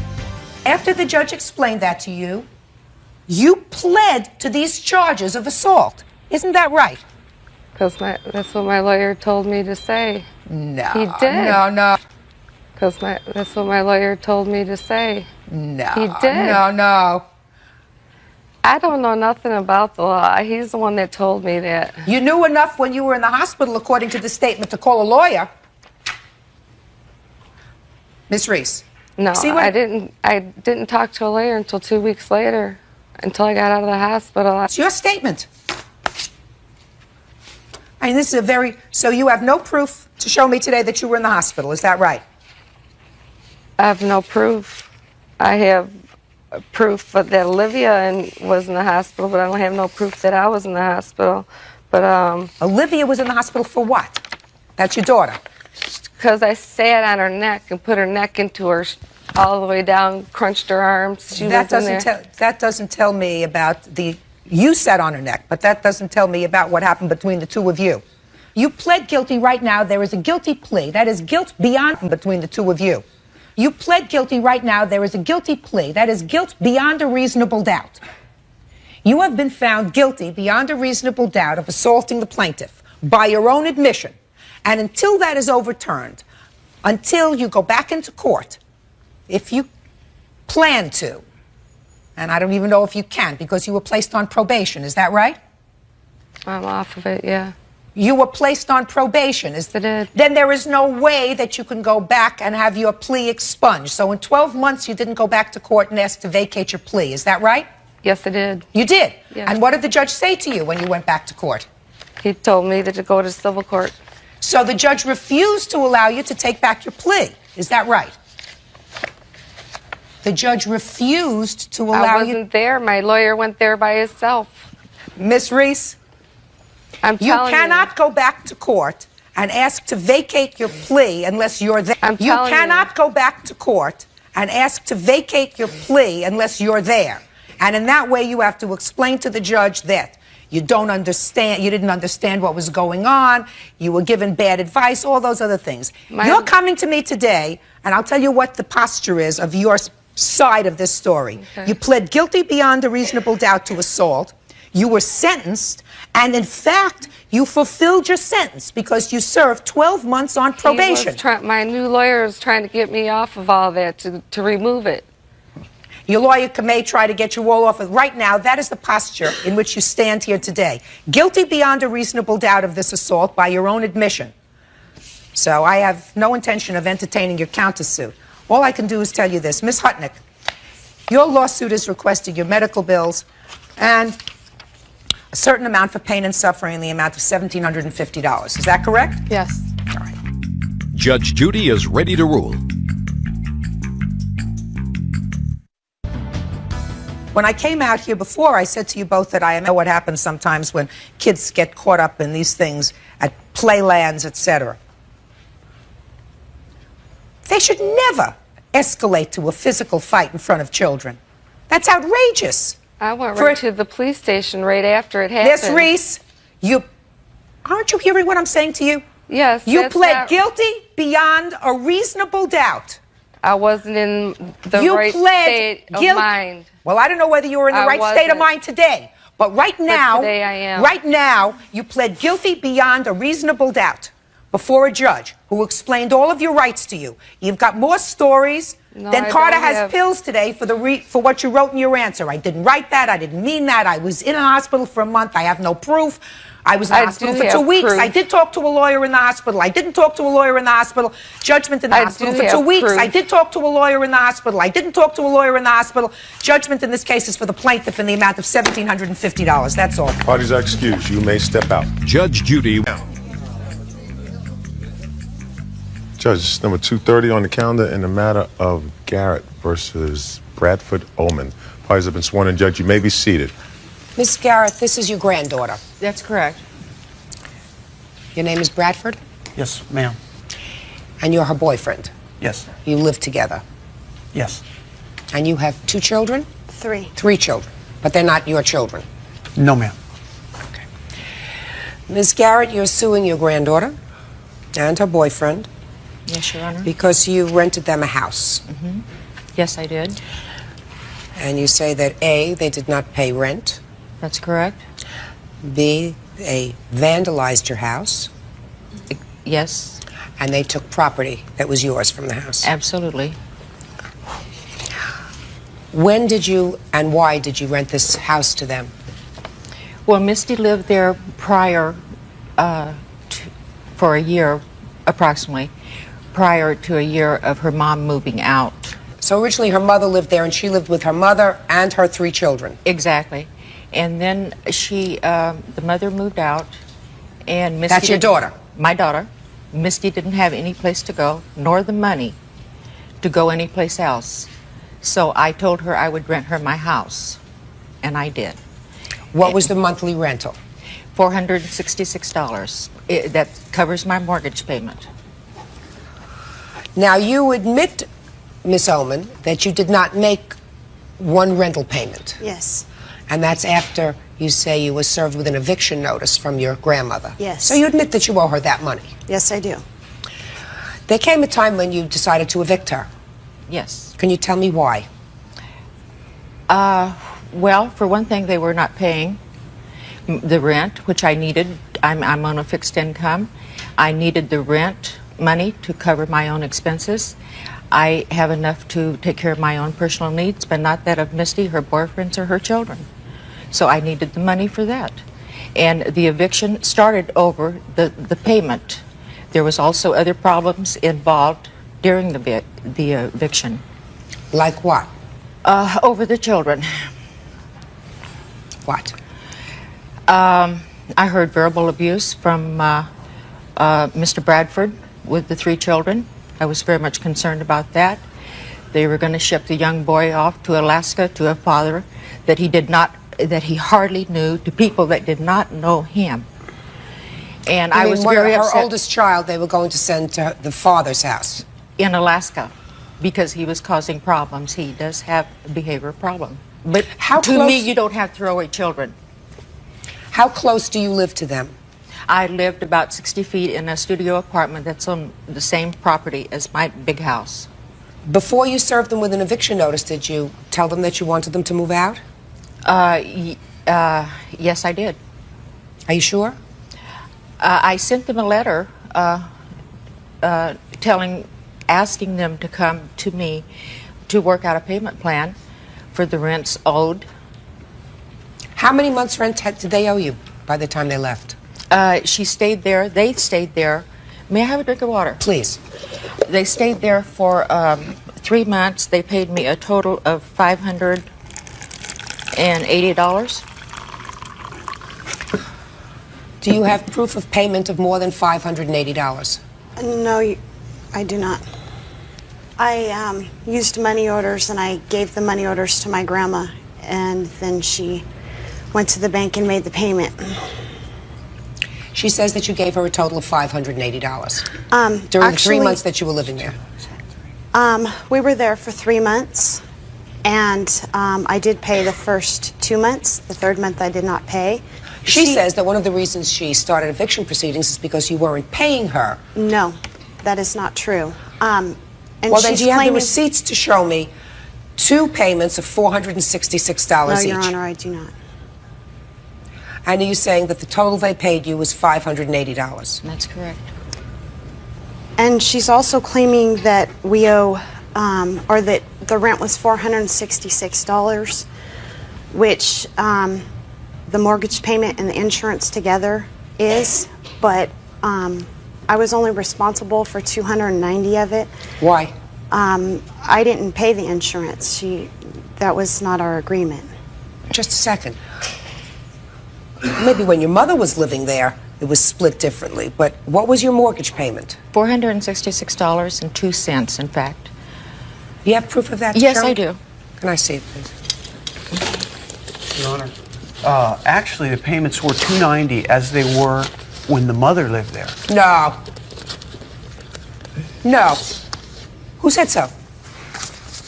That's exactly how much they were. She says that you had an understanding that you were going to pay whatever amount it was to cover her mortgage payment. She's claiming $466, I believe, but that's not true, Your Honor. Well, I want to see whether it's $466. She's going to show me. The mortgage may, with the insurance may indeed be that, but that doesn't mean that was the agreement to pay that.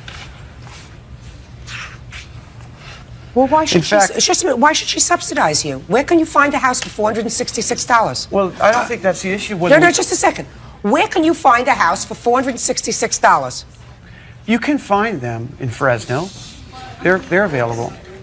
The people can scoff if they want. You're in Los Angeles. In Fresno, it's not uncommon to find a house for $450. It may not be palatial, but it'll be something that you can live in. And Well, was this a nice house? Yeah, it is. It is a nice house. It's an older house, 70 or 80 years old, and it's very large. Well, $466 doesn't seem to me outrageous. Sir, do you work? Ma'am. Do you work? Do I work? Yeah. Yes, I do. What kind of work do you do? Well, I just got a job as a production supervisor with a poultry company. What were you doing during the time that you were living with Miss Oman in her grandmother's house? Well, you mean, was I seeking employment or was I working? No, were you working? No, at that time I wasn't working. I was seeking employment. Well, who was supporting you? I received unemployment. How much? $400 a month. And were you working? No. Why not? Well, I have a few things that I'm a recovering addict, alcoholic, and during that time I've been seeking therapy and help for myself and for my kids, and that... Well, you certainly weren't living on $400 a month that he was getting from unemployment insurance, so you must have been subsidized by the state in some way. Is that right? Yes. So you were receiving welfare? Yes. How much? A total of $620 a month. So you were receiving $620 and he was getting $400. That's $1,000 some odd a month, more than enough to pay Grandma's mortgage. Judge Judy will continue in a moment. While she was involved with drugs, involved with alcohol, she had 2 more illegitimate children with 2 other men. Now, Mr. Bradford, you can understand why her grandmother was slightly frustrated. Real cases, real people. Judge Judy. Lavelle Garrett claims her granddaughter, Misty Oman, and Misty's boyfriend, Tom Bradford, did not pay rent, stole, and damaged her property. Misty says her grandmother is trying to control her. Now, let's get beyond the mortgage. Let's get to this vandalism. You have photographs of the house? Yes, I do. It's under the green tag there that you have. I also have the color ones for you if you would like. Those are copies. I'd like to see the originals, please.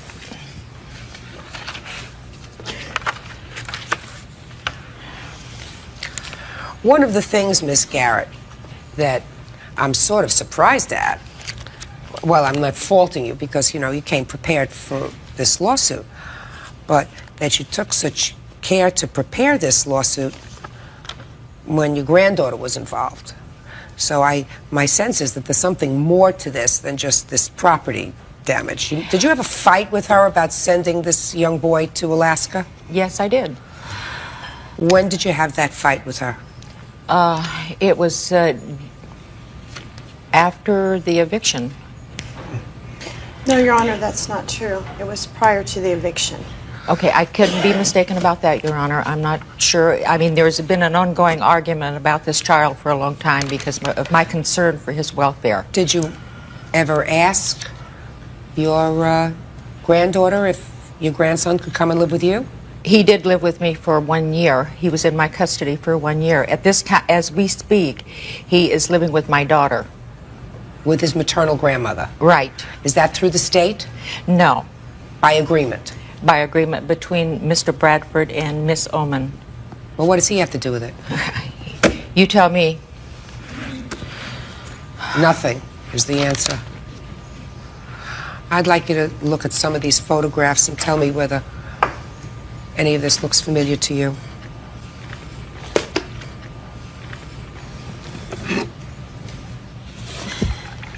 I'd also like to add, Your Honor, this is a very sad day for me to have my granddaughter in court. I have loved this young lady for 24 years, and this is very, very sad for me to have her in court. But I've had it. I'm up to here with her, the men she's been dragging in and out of her children's life. Your Honor, I'm trying to be polite and be reserved and be respectful of the court. And, you know, I'm just going to take a chance here and speak out. You know, I'm a good human being. I'm not going to be ashamed of the fact that I'm in between jobs. Many people in America are in between jobs right now. And it's nothing to laugh at or to be ashamed of. And I met Misty some months ago, in March, in fact, and we developed a relationship. And we had a good relationship. In fact, her suitor, Bob Magretta, hired me to do a number of odd jobs for him while I was in between jobs. And in fact, after the eviction, offered me work and offered us a place to stay in one of his apartments that he rents. And we have a letter here stating that, saying you can come and live in one of my apartments and you can continue to have your job. We're not bad people. And I love her children and I love her. And we're planning to have a future together. Mr. Bradford, let me stop you, sir. I don't doubt certain of the things that you said to me. You don't fall in love with children after 6 months. As I didn't say I fell in love. Just a second. You said I love the children. You say you love her and you love her children. You don't Yes, I love do. her children. You don't love her children.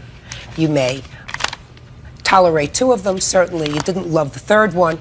The third one was being sent away thousands of miles away from his siblings because clearly he was not thriving in your home, and he was probably, in all probability, you don't send the child away unless they are particularly troublesome. He was going for a 4-week vacation, Your Honor, to see the father who she summons down to help with the child within the last few years. If you ask her, she'll tell you. Just a second. That's not what it says in the answer. When the psychiatric, when the doctors at the psychiatric facility recommended that we allow him to try to work out some of the unresolved issues by visiting with his dad. What do you, Mr. Bradford, what do you think the unresolved issues are, sir? Well, I'm not a professional in the psychiatric field, but so you're not a professional, and you've been in this family for 6 months. You've been involved with these 3 children for 6 months. You have 3 children. Were you married once or more than once? Once. Once. And the father is, the person who lives in Alaska is the father of all 3 of your children? No, Your Honor. Okay. How many children is he the father of? 1. 1. And the other 2 children, do they have the same father? No, Your Honor. So I want you to listen to me very carefully, Mr. Bradford. What she said is she's had it up to here with the men that her granddaughter has brought into the lives of her grandchildren. And right now, very simple. I mean, just on its face, Misty acknowledges she had a substance abuse problem. Hopefully she's in recovery. But the bottom line is she has 3 children by 3 different men, only one of whom she was married to. She has a little boy who was clearly suffering as a result of A, his mother's addiction. She was, in all probability, neglectful of the children while she was involved with drugs. That's clear. You don't have to be a genius to figure that out. While she was involved with drugs, involved with alcohol, she had 2 more illegitimate children with 2 other men. Now, Mr. Bradford, you can understand why her grandmother, who has probably been around for all of these tragedies that have gone on for her grandchildren, is slightly frustrated. Well, so don't tell me, sir, that we're good people and I love all these 3 children, because this lady has heard that before. Well, you have to understand the frustration. Judge Judy will continue in a moment. Am I guessing at the fact that each of her 3 children have 3 different fathers? No, Not you're guessing not. at that. And I'm not guessing at the fact, sir, that you don't know one thing that went on in this family from your own personal knowledge for the last 10 years. Real cases, real people. Judge Judy.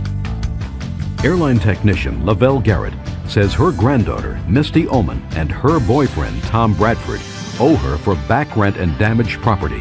Misty says it all started when she sent her son away. Now, all I want you to do is look at those photographs and you tell me whether any of that damage to her property looks familiar. Just look at it.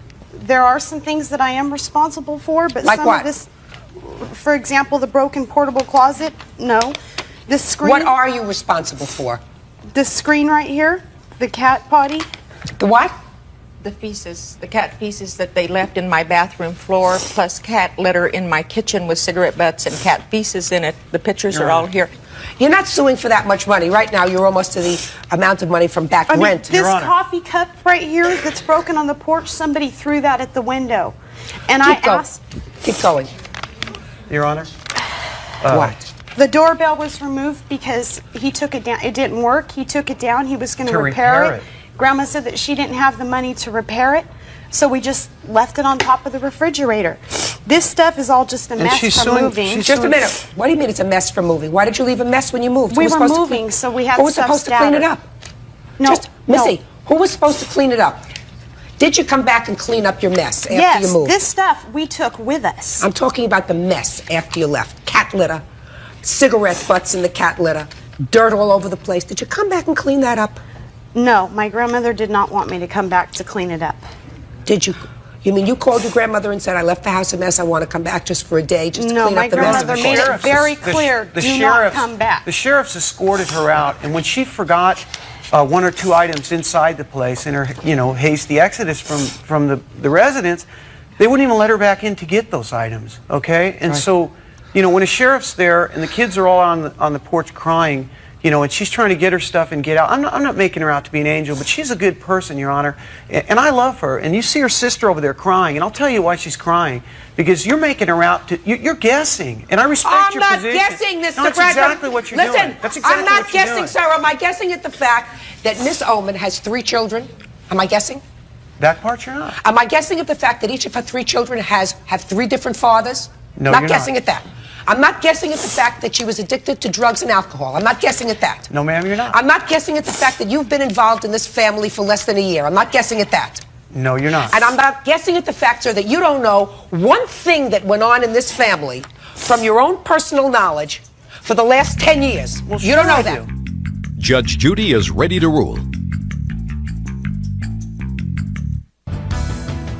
Miss Garrett, listen to me. Don't rent them an apartment anymore. I don't know if he's going to be long-term or short-term, whether he's going to be as long-term as the other 3 guys that were in your granddaughter's life. I haven't a clue. You've sued for very little money, slightly over $1,100. They owe you at least $800 in rent. That's your lawsuit. $1,184 is what your lawsuit was for. There is, based upon what I've seen, the mess alone in that apartment, as far as I'm concerned, takes at least $300 to clean up that kind of disaster. So, you tell me that this was a painful thing for you to do. Yes, it is. I not only think it's painful, I'm not so sure that I would have done it. I would have just said, from now on, I'm not going to bail my granddaughter out, and I would have eaten the $1,100. You chose not to do that, and I can't fault you for not saying, I'm going to chalk it up and write, from now on, they're on their own. It's sad that you brought her to court. She owes you the money. She owes you the money for rent, and she owes you the money for cleaning up the mess that she and her boyfriend left in your house. Judgment is for the plaintiff in the amount of $1,100. That's it. Ms. Anderson, parties have been sworn in, Judge. You may be seated. Ex-boyfriend. Yes, Your Honor. Who you say owes you money because you bailed him out of jail. Yes. When was this? How many years ago? Oh no, it was in August. And how much did this cost you? $1,300. Do you have a receipt for that from the bail bondsman? Yes, I do. How long had you been going out with him? Okay, in the end, it was about 4.5 months. So how long did you know him before you bailed him out? 3, I believe. 3 months. Tell me about this night that you got arrested. It was during the night? Yeah, it's 3 in the morning. I just dropped Lori off at her house, and at the time I was driving my truck through Richmond Heights, Missouri, and they flagged me because my plates weren't registered to the truck at the time. How'd that happen? They just ran my plates. No. Oh, okay. How did it happen that you had the wrong plates on your truck? I had just traded in my Grand Prix and just had the truck for about a good week or so. Uh-huh. And they ran my plates. It was 3 in the morning, and they ran my plates and they flagged me, and that's when they got the warrants on me. What? So they said license and registration. Right. And when they looked at your license, so they said license and registration. Right. And when they looked at your license, bingo. Now, how many warrants did you have, Mr. Anderson? I had 14. 14 warrants. Yes, ma'am. You don't like to go to court, sir? No, it was just at the time I didn't take care of them. What kind of warrants were they? Traffic. All traffic. Yes, ma'am. Mm-hmm. So it's 3 o'clock in the morning in Missouri. Mm-hmm. So it's 3 o'clock in the morning in Missouri, and they haul you into jail. Yes. Correct? Yes, ma'am. And what do? You're entitled to one phone call. Who do you call? First person I called was my grandmother. She had a 3-way. And your grandmother said no. My grandma, no. I knew my grandma didn't have the money. First person I called was Mahisha Vance. I called her first because... Who is she? That is my girlfriend. Was she your girlfriend at the time? No, we had separated and I started dating her, but I was still talking to her at the time. So you called her first? Yes, ma'am. I called her for a simple fact. I had a paid lawyer at the time. And I called then, after that, I called Laurie Calloway, but no one answered. So I called my mother. I told my mother to go get my truck. Therefore, she had went over to Laurie's house and picked her up. And from what my mother was telling me, that they told Laurie that basically. Don't tell me what your mother says. Okay. They told Laurie. Did you speak to Miss Calloway? No, I didn't speak to Miss Calloway. I spoke to my mother. My mother went and got Miss Calloway. Miss Calloway got my truck. Then, therefore, I told her at the time, I spoke to Laurie when I called her house and asked her, did she have my truck? I got So you did speak to Miss Calloway? After I got to another municipality. So you're on this bus going from one place to another to satisfy all these warrants? Yes. And you did, in fact, at one of those locations, call the plaintiff? Yes, I did. Now let's talk about the bail. I spoke to Miss Calloway, and I told her at the time I had a paid lawyer. Yes. What did you tell her you had to pay a lawyer for? I had a paid lawyer. I was going to get out. She decided she wanted to get me out before she go back to school so she could see me. Shh. You had to pay a lawyer. I had a paid lawyer. You had a paid lawyer. Plus, I had $375 in my property. Okay. And that she told me she bailed me out of all those counties. She only bailed me out of 3 counties because I had money in my property when I got locked up. What do you mean money in your property? I had money. When they locked me up, I had $375 in my property. In your pocket, you mean? Yes. Okay, so you had $375 with you. Yes. But you needed another $1,300 to get out of jail. 13. It would have been like 900 or so with that. Oh. Because when I went to the county, I had $375 in my property. Because Richmond Heights didn't hold me. I had $375 in my property. Because Richmond Heights didn't hold me. Ms. Calloway, relax. Richmond Heights didn't hold me for a bond. They just held me for the other counties. Okay. Mr. Anderson. Me for a bond. They just held me for the other counties. Okay. Mr. Anderson. Yes. She spent $1,300 to get you out of jail. Now, I read something in here that you didn't show up once she got you out of jail. Did you default on this bail? I showed up for my bail. I showed up for my court cases. You did? Yes. Let me see the papers that you have. Yes, ma'am. You sure you showed up on all your cases? Think carefully. Did you show up on all your cases? Think carefully. That's very easy for me. Did you show up on all your cases, Mr. Anderson? I don't think so. Right. Shh. Right. And because you didn't show up on all your cases, the bail was forfeited. Isn't that what happens? Yes. Aren't you glad you told the truth? Judge Judy continues in a moment. I put a TV in her room. I bought her a VCR. I bought her numerous of clothes, shoes, and everything. I did not ask her to bail me out. She did this on her own. And later today, You want to be a bum? No. You're on your way. real cases, real people. Judge Judy. Lori Calloway says she came to the rescue of her former boyfriend, Camise Anderson, and bailed him out of jail. Now she wants payback. Let me ask you this question. When you went before the judge and you got bailed out, did you promise the judge you would come back? Yes, I did. So you lied. Right? Hama? Well, you didn't come back. Did you forget?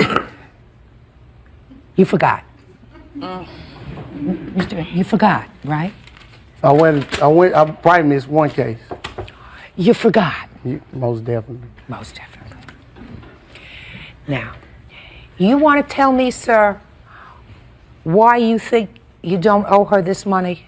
For the simple fact, if that was the case, then I should be countersuing her for what I've gave her. I've gave her numerous of things. I put a TV in her.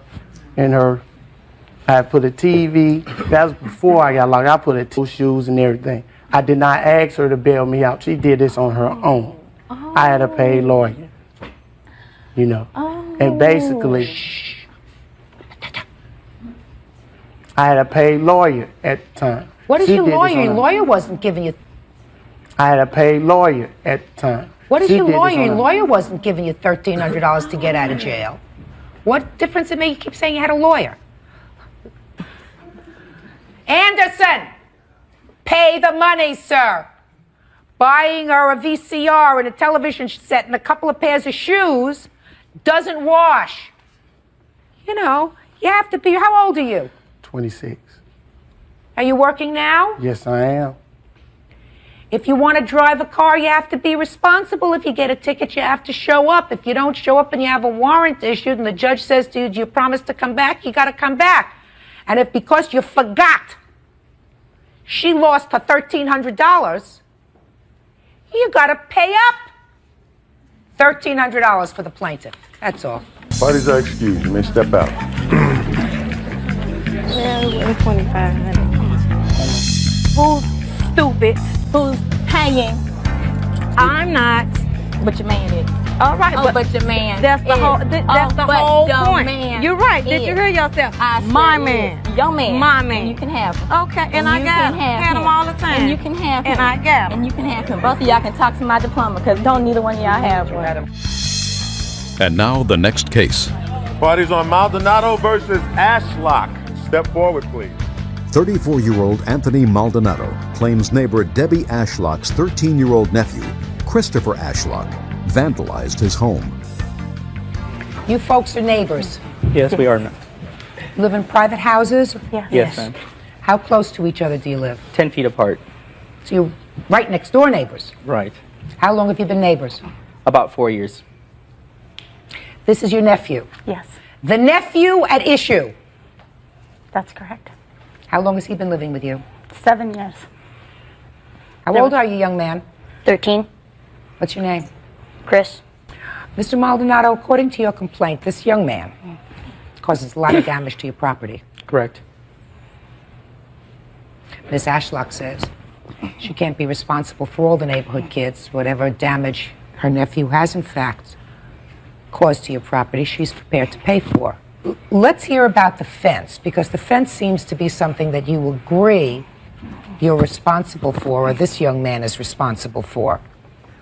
What happened to your fence, and what kind of fence was it? It's a cinder block wall that I ended up putting up on my own. She wasn't able to afford to pay her part of it. I did urge her to try to help me with it because it was a very large wall. And it Mr. was Maldonado. expensive. Yes, ma'am. We're not going back to the flood, sir. I want you to tell me about the damage to the fence that he caused. He removed all the grout, ma'am. All the grout? Yes. Explain to me how he removed the grout from the cinder block, sir. He must have had a lot of energy because, he dug into the grout, into the blocks, with, I believe, some sort of sharp instrument, maybe a screwdriver or something. I saw both, actually him and 2 of his friends, who are my other next-door neighbors, doing that. Did you sue them? I did not sue them because I actually saw him with the device. And, yeah, but they were all doing it, you said. Well, they were all within the vicinity, yes. Eventually, they all admitted. All right. So how much did this cost you to regrout the fence? Actually, there was estimates for $60 to just regrout it, which isn't much. I guess it's mostly the principal. I've had a lot of problems with them. Let me explain something to you. Right. This is a court. Right. So if there was damage caused that you saw, or that you have a witness, and that witness saw, I'm prepared to hear that. So I want you to tell me, other than this grout, which cost $60, Mm-hmm. okay, so $20 of that we will attribute to him because he was there with 2 other people who were probably all chipping away at the grout. Right? Yes. And what were you using to chip away at the grout? Stick, Your Honor. What else did you see him do? I saw them throwing stones this one afternoon before I left for work. He and his 2 friends again over onto my yard. It's always happening on their side of the house. They were throwing stones. I alerted them not to throw any more. And when I left for work, I come back late at night. I noticed that there were cracks in my skylight. And it was raining, so it started leaking. I went up there, found out that there was also bricks up there that had been thrown up there purposely to crack my skylight open. But, Mr. Maldonado, you didn't see who did that? I didn't actually see the person that threw the exact stone, no, Your Honor. Or the bricks? Right. Tell me, Mr. Maldonado, what other damage you actually saw, if any, Chris do to your home?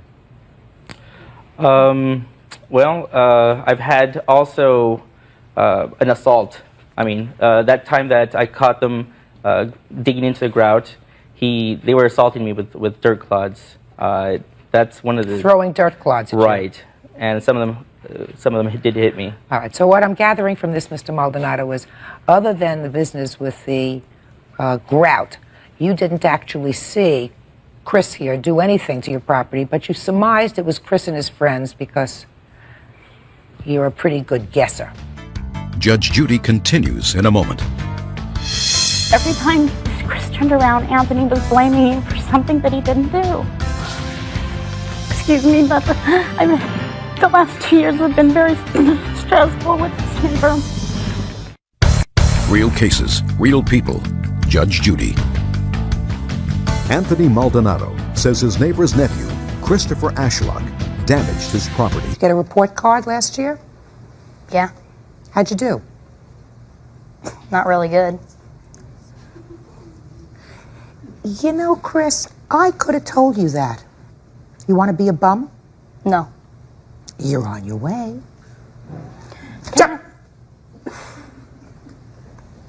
Because he can't prove to me that you did, or not you alone, prove to me that you did, or not you alone, you with other neighborhood kids, you with a couple of friends. He can't prove to me that you did all the damage to the house if you did it. And if you're spending your time vandalizing somebody, if you did it. And if you're spending your time vandalizing somebody else's property rather than going to school and trying to make something of yourself, then you're going to grow up to be a bum. That's what's going to happen. What are you going to do for Mr. Maldonado to correct this damage that you've been doing to his house? We've already fixed it.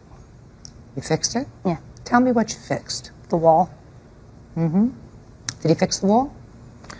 It was very haphazardly done, yes. But Yes, it's Your Honor. fixed. Yes. You going to bother him anymore? No, I haven't bothered him for a long time. It was a couple years ago. You going to bother him anymore? No, I haven't bothered him for a long time. It was a couple years ago that we did this to his wall. Miss Ashlock, is there anything you want to say? Yes, in Christopher's defense, the wall, excuse me, but the last 2 years have been very stressful with this neighbor. But the wall was an accumulation of it was like Christopher's frustration. He realizes it was wrong and he shouldn't have done it. And we had to talk about it and he was punished for it and I fixed the wall. Okay. And it didn't cost $60, it was free.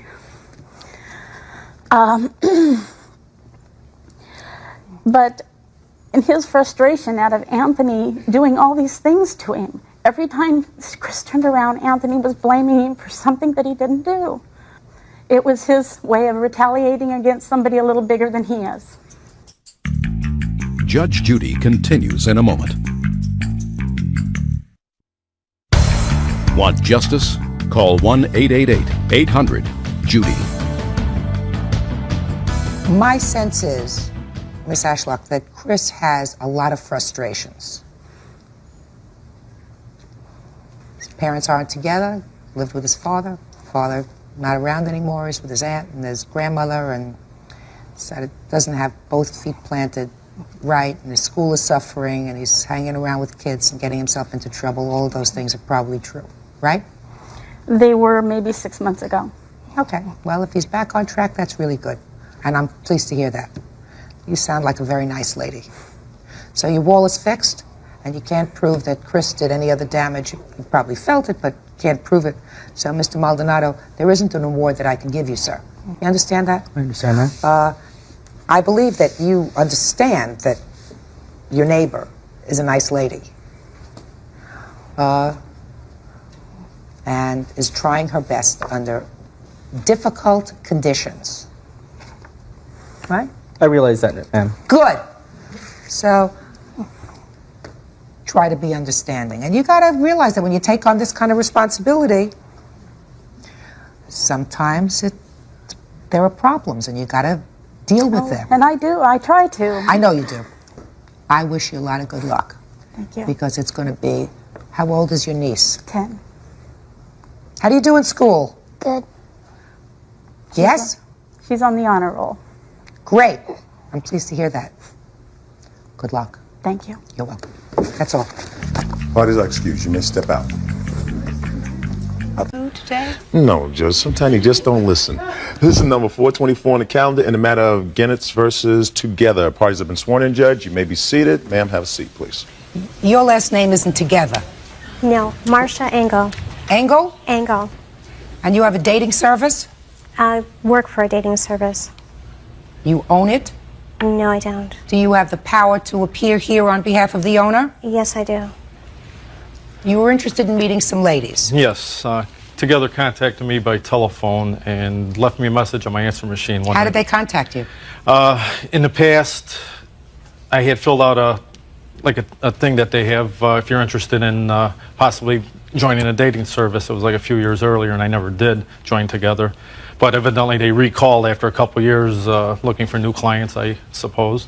Okay. So they called, and they left me a message wondering if I'd be interested. And like I said, left a message on my answering machine. I called back, and I says, sure. I talked to some gentleman, which I don't know what his name was, and I set up an appointment. So I went down there probably within a few days or a week's time, and I met this woman named Gail. That's who they had me. She basically told me what the structure of Together was all about, how it worked. We sat down. I probably stayed there, I would imagine, if I remember, a couple hours. They really get personal into your business. They want to know who you are, what kind of money you make, do you really work?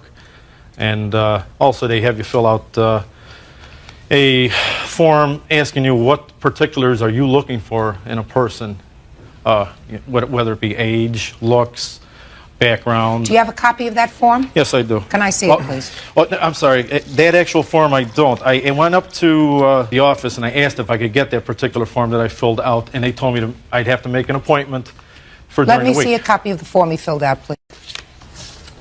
Anyway, how much did this cost you, sir? $795. That's what you paid them in total? Yes.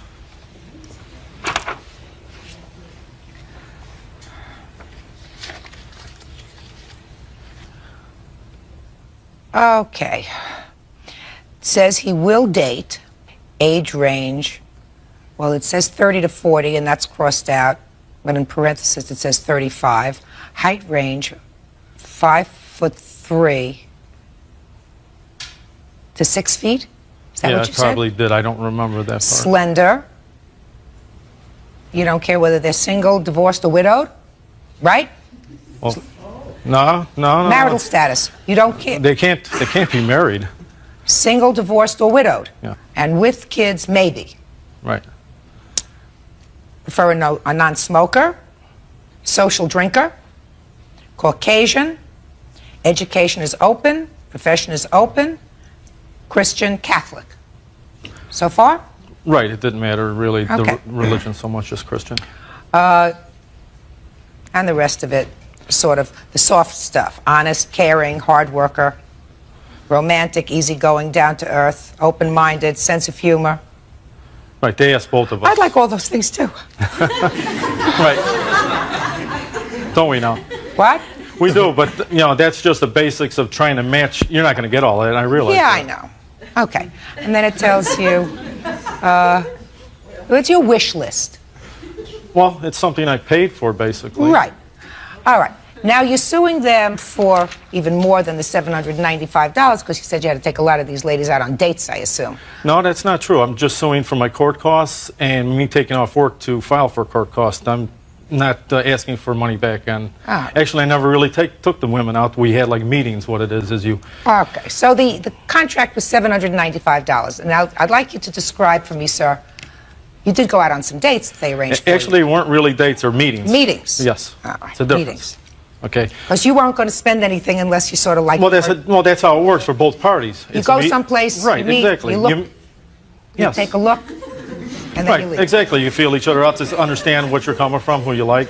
Okay. And where do these meetings usually take place? The first one, the first lady that I met her up in her hometown. I think it was up around Buffalo Grove, if I remember right. Okay, and describe this lady to me. I don't know what you mean by describe her. Describe her physical appearance. Physical features. She was heavier than I wanted in a woman, and she had dark hair, and she was what I would, in my personal preference, not what I would even consider average looking, because I asked for somebody in this, like I said, something I paid. Beauty is in the eyes of the beholder. Exactly, and it's something. How old? I'm sorry. How old? Beauty is in the eyes of the beholder. Exactly, and it's something. How old? I'm sorry. How old? How old? If I remember right, she was, I think, 38 or 39. So that's within the age range. It was. Okay, and she was available. She was either single, widowed, or divorced. She was a nice person. We sat at a bar in this German tavern, and we had drinks, and we talked for a while, and she just wasn't my type at all. That's what happens. Yeah. So I assume that after that date, you called back and said she wasn't my type. Actually, they have a form that you fill out. Until you can get another date, you have to fill out like a fact finder form.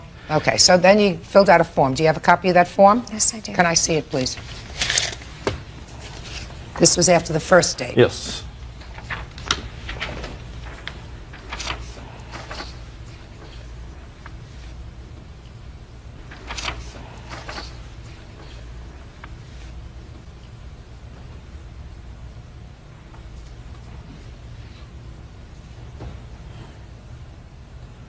Okay.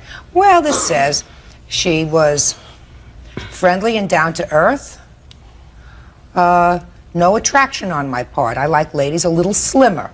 To me, she was what I consider average looking. I'm afraid to ask. Judge Judy continues in a moment. Well, here's the woman that you went out with who was 43. He told me he knew it would never work and got up and left. How embarrassing. He's the most impolite person I've ever met, and I feel very sorry for anyone who meets him. Real cases, real people. Judge Judy. Tom Jeanette says Marcia Engel and Together Dating Service did not fulfill his dating needs, and he wants a refund. Marcia says the contract clearly states there are no refunds.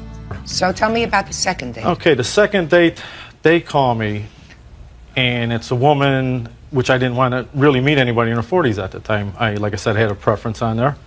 And I don't remember the woman's name, but I told her, I says, listen, you guys are not giving me what I want. And she said, oh, no, you won't be sorry. Oh, you got to go out with her. You really like her. So I said, okay, give me her phone number. She was in her 40s. Yeah. How old are you? I'm 43. I just turned 43. How old was she? How old was she? I don't remember. She was in maybe 43 or 44 at the time. I really don't remember. But I know she was in her 40s. Okay, so this lady that you went out with the second time was about your age. Okay, yes. Right? Right. What was wrong with her? What was wrong with her? She just was a total mismatch. Not at all anything that I was looking for. And I felt... Tell me why. Tell you why? Basically, she was, to me, very unattractive. And when I sat with her and talked with her, I didn't find we had that much in common at all. Can I see? And you filled out a form after that? Yes, there should have been a form. Can I see the form?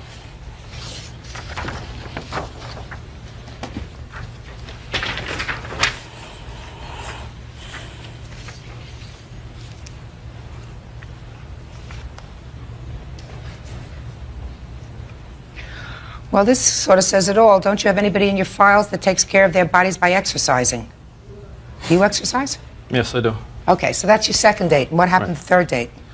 The third date, she sounded okay on the phone. I said, I'll give her a chance. They said she's really nice, so. Anyway, I meet her, and we're talking, and she just wasn't my type. She's a very nice person. But what shocked me is what she told me was... What do you mean? I'll get to that in a second. You say a very nice person. How old was she? I'm going to say 39. I'm not sure. Okay. Nice looking? Like you said, beauty's in the eye of the beholder, and it wasn't what I was looking for. Okay. Overweight? Somewhat.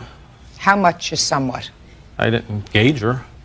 She wasn't what I was asking for. I was asking, like you read earlier, somebody slim and build, and all three women were not. Unfortunately, it's my preference. And what did she do for a living? Well, she was a cocktail waitress, I think she said, and I forgot what else she said. But that was one of her jobs. Uh-huh. And so you were going to tell me what she said to you at this meeting. Okay, at the meeting we were talking, basically, and she told me that she didn't even belong to Together anymore, that her membership had run out, but that Together was lacking women to supply to gentlemen within the group. So they would contact her every once in a while and send her out on a date. And she'd say, hey, why not? It's not costing me nothing. Now, I was kind of floored when she told me that, but she said, I didn't mind. Right. Yeah. It sounds like she was honest. Yeah. Right? That's the first thing that you put down here. Honest. So you had 3 dates. Did you have any more dates? No, they started calling with women in the 40 range again, and I said no, and then I just refused, and that's when we got into this matter here of filing for a small claims lawsuit. Okay, go. I'm hearing your side. Okay. As far as we're concerned, we have serviced him with women that were in accordance with what he was requesting, and the fact that he was not, there was no chemistry between them and that he wasn't physically attracted wasn't any part of our agreement. Mm-hmm. This last person that you arranged for a meeting with, she had, at the time, an expired contract with you? Okay, that I'm not aware of, and I couldn't answer that. We only have active members. Well, she said she wasn't an active member. Okay. She told him that. Does your organization ever contact people that aren't active No, members? we don't. No, we don't. So this honest lady was lying. This honest lady was lying. I don't know what he's representing that she said. I believe him when he said that that's what she told him.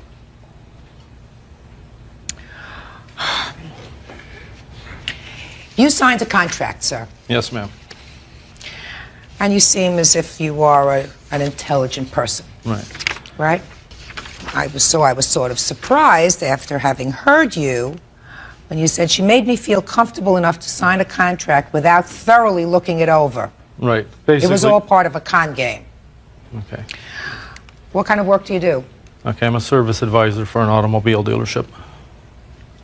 What does that mean, a service advisor? I'm the first person you make contact with when you're bringing a vehicle for repairs.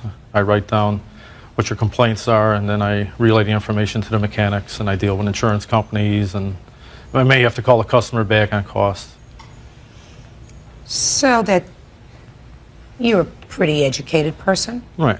Well, then if you sign a contract, you're supposed to read it. I understand that, but when I was talking with Gail, I even asked her, when we got to the final point where we're going to sign the contract, I asked her, I said, I guess I should read this? But she says just to save time, basically what it says in here is that you're not the basic axe murderer, and that we're not liable for anything you might do, and that you're a normal person kind of thing. Let me ask you this question. Yes, Somebody ma'am. brings their car into your dealership, they sign a piece of paper, right? Right. It's a long agreement that they sign. They just Yes, come in, ma'am. they drop their car off on their way to work. You have the clipboard here. Listen, I've been there a lot. They have a clipboard here, and they say, you drop your car off, could you sign here, please? Right? Yes. They sign over there. How many people that sign over there, sir, read what they're signing? Right. How many? Probably not most of them. Right. Now, if one of those people that came into your car repair service center said, I didn't read it. You know, I was in a rush. I was going to work. Judge Judy continues in a moment. It's not a con game, sir. It's business. You didn't get a guarantee, sir, that you were going to meet Cinderella. Real cases, real people. Judge Judy. Tom Jeanette's wants Marcia Engel and Together Dating Service to refund his money. He says he didn't have one satisfying date. And what I'm saying to you, sir, is I know you were disappointed, but you signed a contract, and your contract clearly says, can't read it without my glasses, it says the client agrees that upon receipt of the client's first referral, shall not be entitled to any refund. That's what it says. It does say that, but what was the con game all about with Gail telling me that, yes, don't worry about it, we have all kinds of nice women for you to meet and things, women that you're looking for. You know, It's not a con game, sir. It's business. They say they have a lot of nice women. You say 2 of the 3 women that you went out with were very nice people that you just had no chemistry with. Well, you sat and talked to them. They were nice. One of them was nice and honest. You know, they didn't look like Quasimodo. You know, they may have not been your exact type. Right, but like I said, it's something I paid for, and they weren't supplying. You weren't satisfied. You didn't get a guarantee, sir, that you were going to meet. But they that you weren't- were going to meet Cinderella. I had it's not the Cinderella. It's not even a Cinderella factor. I have a form in there that says that they will try to get it better for you each time. We're gonna justify. We're gonna modify this for you, and it's not. There's no thought process to it. I'm not sure there's no thought process. You have certain things that you want. That's what happens when you use a dating service. Right. You have comments on the women that he went out with? I thought they were all very compatible. We matched by... No. Comments from the women. Like he filled out these forms. We do. He filled out these forms. Yes, so we I'd do. like to see the forms that they filled out. I assume that you charge the women the same thing? There's different memberships, so the pricing is based on the type of membership that they buy. What do you mean different memberships? You pay one price, you get ugly people, you get good. Based One on price, the you get number of better. referrals that you're purchasing. Judge, that's Well, not. just a second. That's a lot of double talk. Where does it say that here? In this contract? That you're contracting $795 for 9 referrals. You have other contracts say you're contracting for different amounts for different numbers of referrals? Is that what you're saying? Right. So that's what it is. Was that explained to you, sir?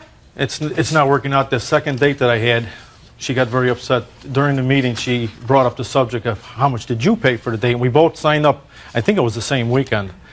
And she paid a couple $100 more than me, and she had a fit because she called Marcia. And Marcia called me, And also on that date, she called me up telling me that I have to give these women a chance and date them and get to know them. Let me see their That's my comments. money I have to spend on dates, not theirs. You just told me you didn't spend any money on dates. No, if I had to, they're telling me I should take them out. Well, you didn't, sir. You didn't take No, I them out. didn't, but I thought that was wrong. They should be telling me what I have to do. It's a service I paid for. Have you always been single? No, How long were you married? 14 years.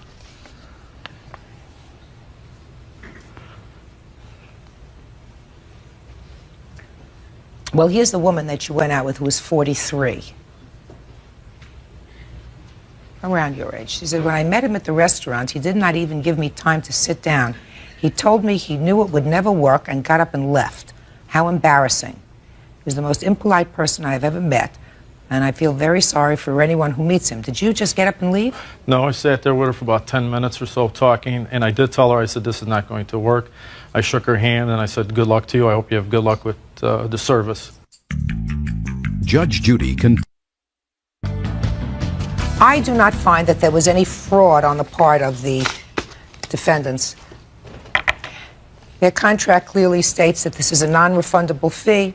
You took advantage of their service on 3 occasions. It's certainly not what you had wanted, but the first one that you went out with, who you said was a nice person, who was in the age category that you had requested,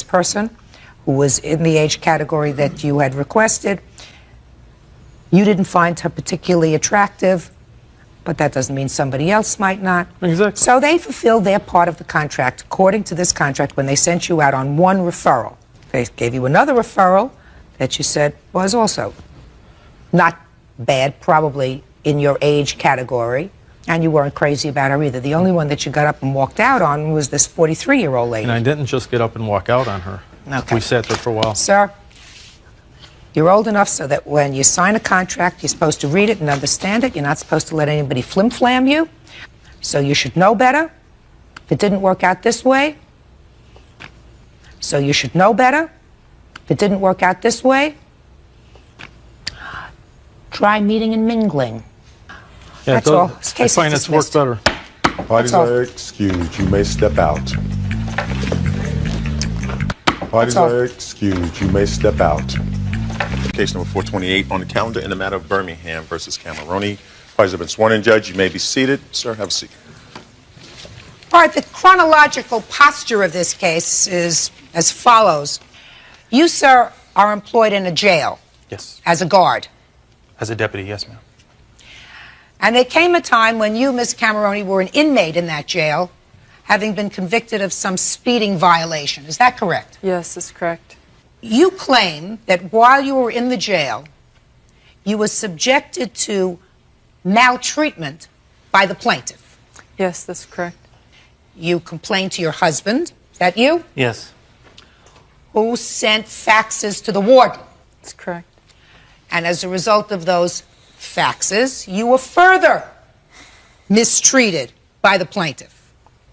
Then you served your time, you got out of jail, and you started to write on the internet about the plaintiff and about the things that you suffered from while you were in jail at his hands. Is that right? Yes, that's correct.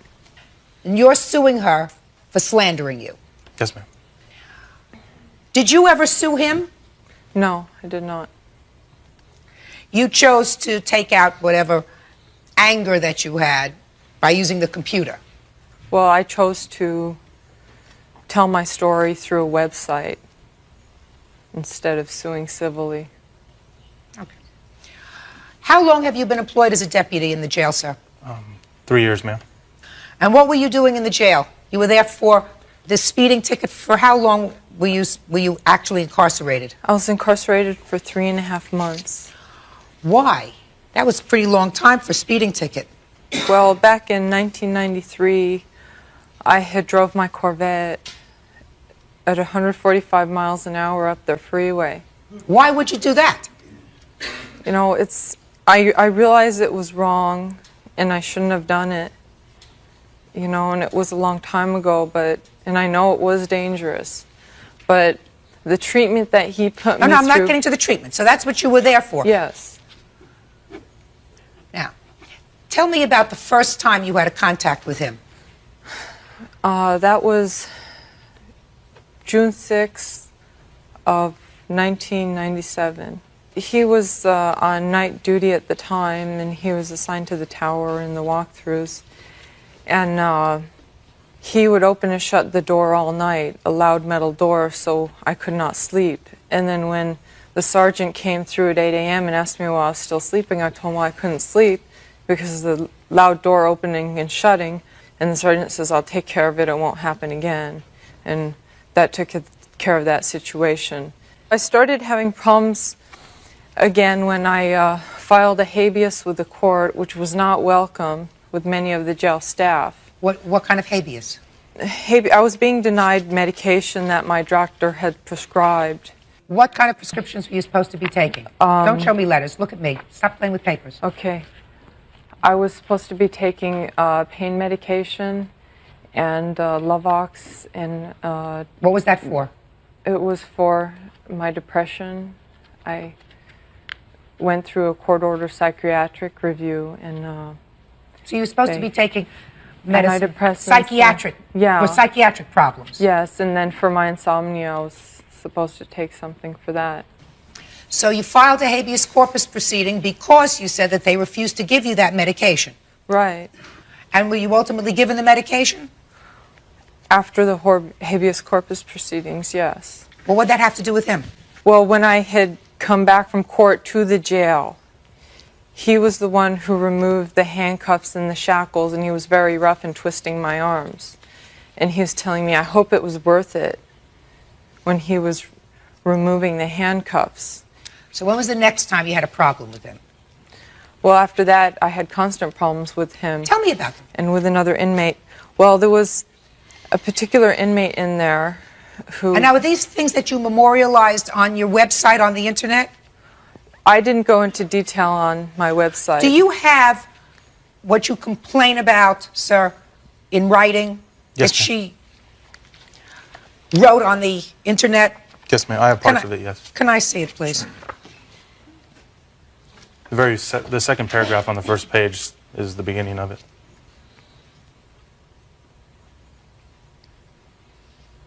This is an accounting of life in jail and the very unprofessional conduct of two deputies in particular, another deputy and yourself, okay, towards her. Yes, ma'am. So far this doesn't say anything. I want to see particularly what she says about you so I can address each of those things. Would you have him put a star next to the things that he's actually complaining about so that I could... Ma'am, that's kind of hard to say. No, I want to see, sir. Well, you are alleging that she either libeled and or slandered you. Well, that's what I need to explain, ma'am. It's not just what she said. It's the context of my name is now associated with this website on the very first page of it, and it contains words rape, prejudice, Show racism. me where that's alleged that you were any part of that, sir. By reading it, ma'am, a normal person reading that will get my name twisted into that and see this. Just a second. She doesn't allege anywhere in here that you raped her, correct? No, ma'am. She doesn't allege anywhere in here that you beat her, correct? No, ma'am. It says, gives a whole litany of her experiences in the jail, which may have included those things. But with regard to you, all it says is, the fact is that Deputy Birmingham acted in an unprofessional manner on numerous occasions while she was in custody. Is that what you're saying? Yes, ma'am. That's what you're complaining about. Why is my name on the internet? This isn't anything to do with free speech. This isn't anything to do with her trying to raise funds to go to Supreme Court or anything like that. This is just her ill will to try to get revenge, and my name doesn't belong on the first page of her website. Well, you were employed at the jail when she was there, right? Yes, ma'am. Do you remember her when she was an inmate? Oh, yes, ma'am. Tell me what you remember about her. I remember basically she'd complain about everything. She accused everybody of doing something wrong. She was just not your model inmate. Mm-hmm. And how did you react to that, sir? I didn't care. I was just doing my job, doing my 8 hours and going home. Judge Judy continues in a moment. And he'd say things to me like, I could make it worse for you here.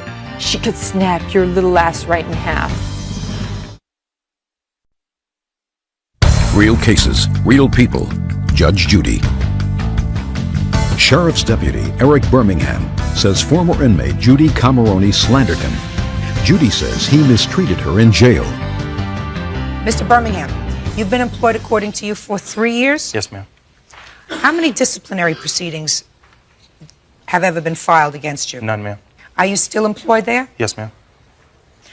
You want to tell me, madam, what are the things you are specifically complaining about that he did to you? Tell me. Okay, there was another inmate there who was she was the lover of the jail cook's daughter. And she was in there for, oh, no. The lover of the inmates. The lover of the jail cook's daughter. Go. Do this one more time. She was the lover of the jail cook's daughter. Okay. Okay. And she was a very tough woman. She had been incarcerated for beating up 2 of their sheriffs. So she was very tough and very large. And she gave me a very difficult time there. Many times she would back me into the wall and threaten to beat me up, and guards would come running to stop her. Every time she would do something bad to me, and it came down to discipline, she was not disciplined. And Deputy Birmingham chose not to discipline her, and many of the times when we had conflicts where she instigated it, he would choose not to discipline her. And it just made matters worse, and I felt it was very unprofessional for him to do this. What's next? It's just caused her to be more bold. What's next? Well, my husband sent a fax to the sheriff, which he had intercepted, Mr. Birmingham intercepted. He came up to my cell, dumped out my coffee, which I had to purchase through commissary, and he said he was sick and tired of me. He had the fax in his hand, and he says, you better call your husband and tell him not to send any more faxes. Does that sound familiar to you? No, ma'am. That doesn't sound familiar to you? No, ma'am. Mr. Birmingham, are you trying to tell me that a fax of complaint was never received by you, indicating that you failed to take steps to protect this then inmate? No, ma'am. You never saw that? No, ma'am. He came into your cell with the fax? Yes, he did, and he dumped out my coffee. And I felt that his unprofessional conduct was putting my safety in jeopardy. You know, and he'd say things to me like, I could make it worse for you here. She could snap your little ass right in half, and things like this. When did he say that to you? When he had the fax and dumped the coffee out. Mm-hmm. Okay. Are you still taking medication? Yes, I am. Still the antidepressant medication? Yes. Were you on that medication before you were incarcerated? Yes, I was. Is this the first time you were incarcerated? Yes, it was my first and only offense, and I haven't committed any crime since. This was your first and only arrest? Yes. Uh-huh. Did you know that? Frankly, ma'am, I didn't care. Sure you did. Well, let me tell you why. I have no business. Let me tell to you know. why, Officer Birmingham. Here you're dealing with a woman, married woman, have children. Baby. And did something really dumb 4 years before. By the time it got through the process, only arrest, here she's given over 3 months to serve in jail. Pretty frightening prospect, wouldn't you say? Can I add some clarification there? Sure. Okay. First of all, she spent approximately, and I'm not sure the number, 20 days back in 91 or whenever she was first arrested. She was committed after a trial and then got out on an appeal bond. So she had spent 20 to 30 days there already. So you knew a little bit about her history, Officer. Mm-hmm. Now I do. Now I do, yes, ma'am. Oh, sir. Are you telling me at the time that you folks were having, according to you, lots of difficulty with her husband faxing and everything else, that you didn't open up the file and take a look at it? Are you I knew what she was there for, yes, ma'am. Here was an inmate who was given lots of problems, who was not prepared to accept the regular drill of being in jail, right? Yes, ma'am. Right. And that presented a certain amount of irritation for all the people in jail. Now, how many guards are there in jail? It depends on the shift in the day. Give me some idea of how many people she would have come in contact with between all the shifts. 4 to 5 a shift. It's a small jail. 4 or 5 a shift and 3 shifts a day. Yes, ma'am. So 20 people. Give or say. She doesn't complain about all 20, right? Yes, ma'am. She only complains about really 2, right? Mm-hmm. Why do you think that is? I don't know, ma'am. If she had such a problem with me, then why didn't she file a complaint with my department? You're supposed, she did. She complained through him. She complained, sent a fax. I believe her when she says that you walked into her jail cell with the fax, irritated as hell. I believe her. She doesn't accuse you of any criminal behavior. She says that you were guilty of unprofessional behavior. That's a subjective term. Judge Judy continues in a moment. I could pick up the phone, it's only 2 o'clock, and save my little baby. 600-mile round trip. And that she wouldn't see me. Real cases, real people. Judge Judy. Prison guard Eric Birmingham says former inmate Judy Cameroni has damaged his reputation on the internet. She says he mistreated her. Certainly what she's saying is you failed to protect her from another inmate who was dangerous. And that what you were really telling her was, listen, babe, you better just do your time quietly, stop complaining, stop making a pest out of yourself. Because if you do, there are things that we could do to make your life unpleasant.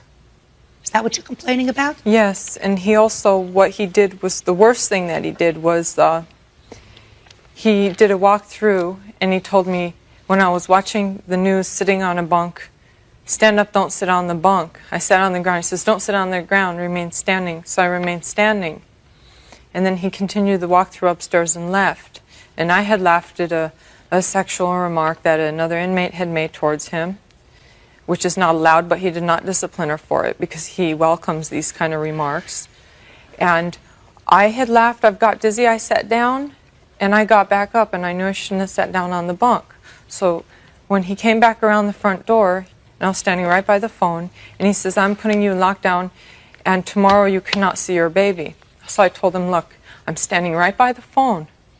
I could pick up the phone, it's only 2 o'clock, and save my little baby. 600-mile round trip, and then she wouldn't see me. He says, I don't care. And I says, well, then you can have someone else call my husband not to make the trip. He would not do that. But you see, here's a disciplinary action he wrote up, and then he also took away my visiting privileges for 2 weeks, and that's all I had left. Why did you take Why did you take away a visiting privilege? I did not take the visiting away. What did you do? It's a disciplinary review board. What did you write her up for? If I remember the incident, we had an extra bunk out in the day room area, and the rules state don't use anything it's not intended for. Okay, and she was sitting on the bunk watching TV, and like I've told other people or whatever, and told her to sit down over on the tables. But I have no say on whether she loses visits or not. That's the That's not disciplinary my review board. question. What this incident that you were talking about, that you wrote her up for? I believe so. Yes, ma'am. You wrote her up for was because she was sitting on a spare bunk rather than sitting on the table. Is that right? Yes, ma'am. Jail is designed to have rules and to have structure, and that's all Now, it did is. you know, Officer Birmingham, that she was supposed to have her visiting with her baby on the next day? No, ma'am. Does that sound familiar to you? No, ma'am. Doesn't sound familiar. The only time they can make appointments for visits is on the day of the visit. So I would have no say or no knowledge of her Officer having a Birmingham, visit. are you telling me, sir, that she did not say to you, if you're going to take away my visits, let me call my husband and tell him not to make this 600-mile trip? That doesn't sound familiar to you? No, ma'am. I don't know. You don't know if it sounds familiar. Is that what you're saying? I don't remember hearing that. No. Judge Judy continues in a moment.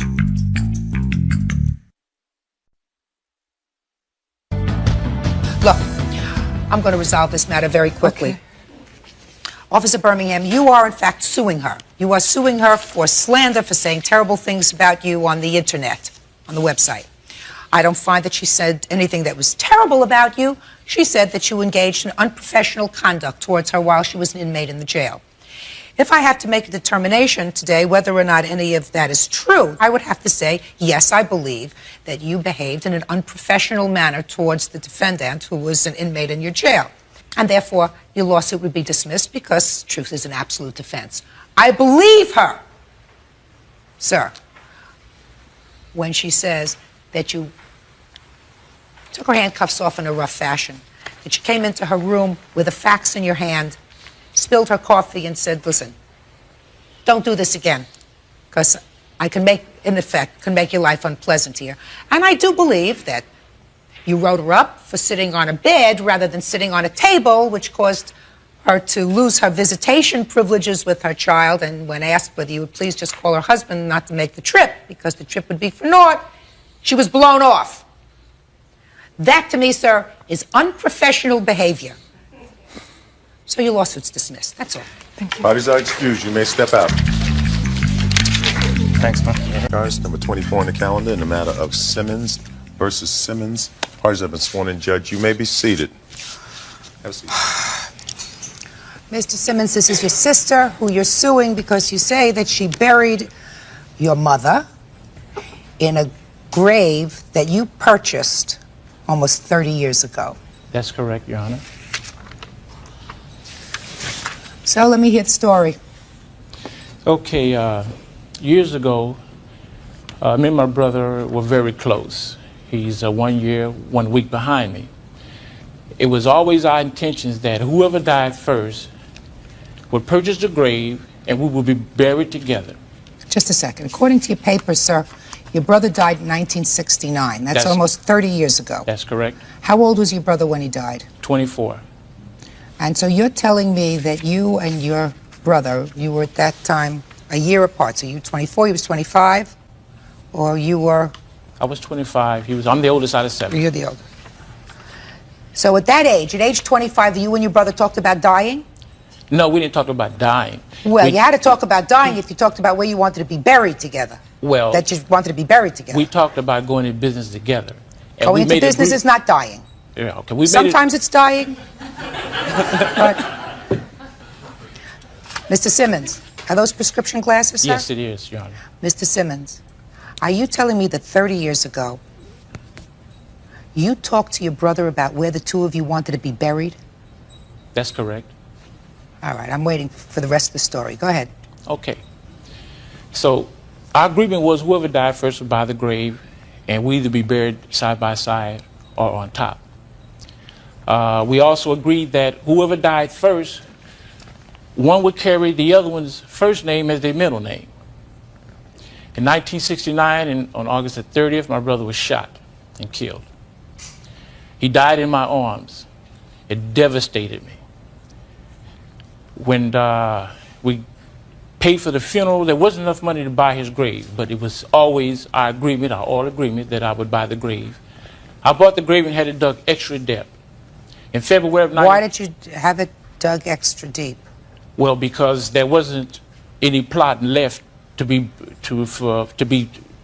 to purchase by his side. So we had to dug extra depth so that when my time comes, I will be buried in that same grave. Okay, can I see the proof of that purchase, sir? Yes.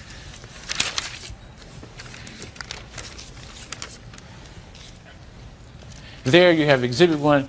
You have a check. That's not the check, but it was a check that was wrote upon, that I wrote upon, and that's my receipt.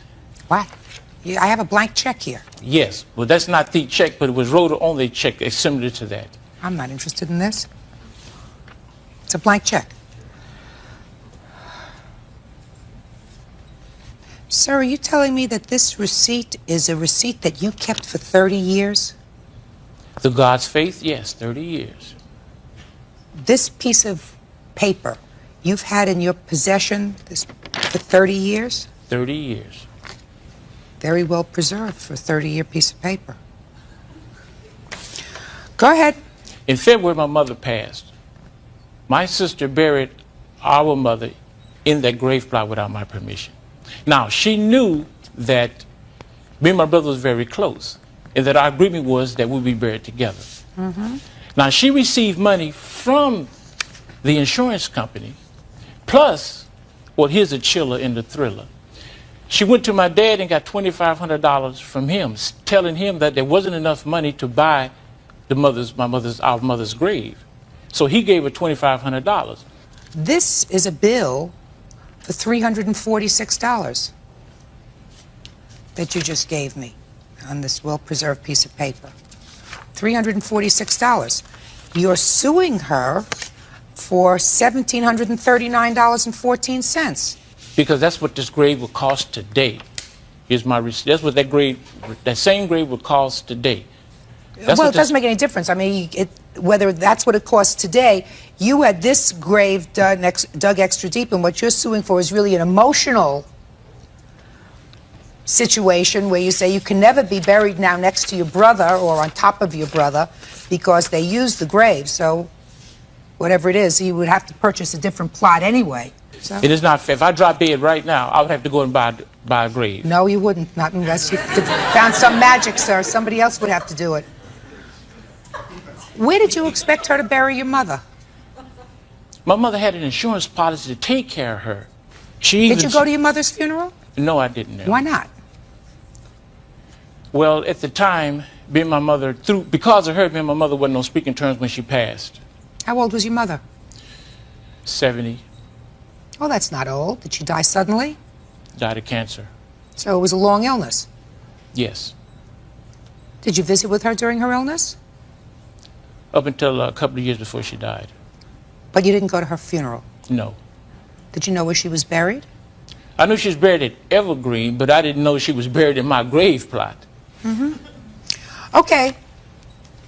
Your Honor, everything he is saying is a lie. He's a professional con man that just got out of jail last year for perjury and fraud, and he needs money. He uses the court system to do just that. Now, I'm the person that went to the DA and turned him in, and he has been harassing me since 1991. Judge Judy continues in a moment. So what are you here complaining about? That we used this gravesite to bury your mother? Yes, that was my grave. I purchased that grave. And later today, He passed away on the 8th. So you were married a total of 7 days. Hardly enough time for honeymoon.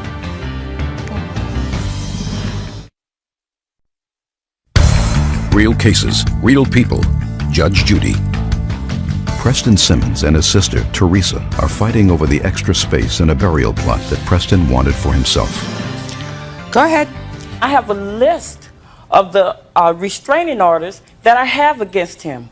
Also, I have a letter from the cemetery saying that my mother was next in line for the grave. Let me see what you have from the cemetery, please.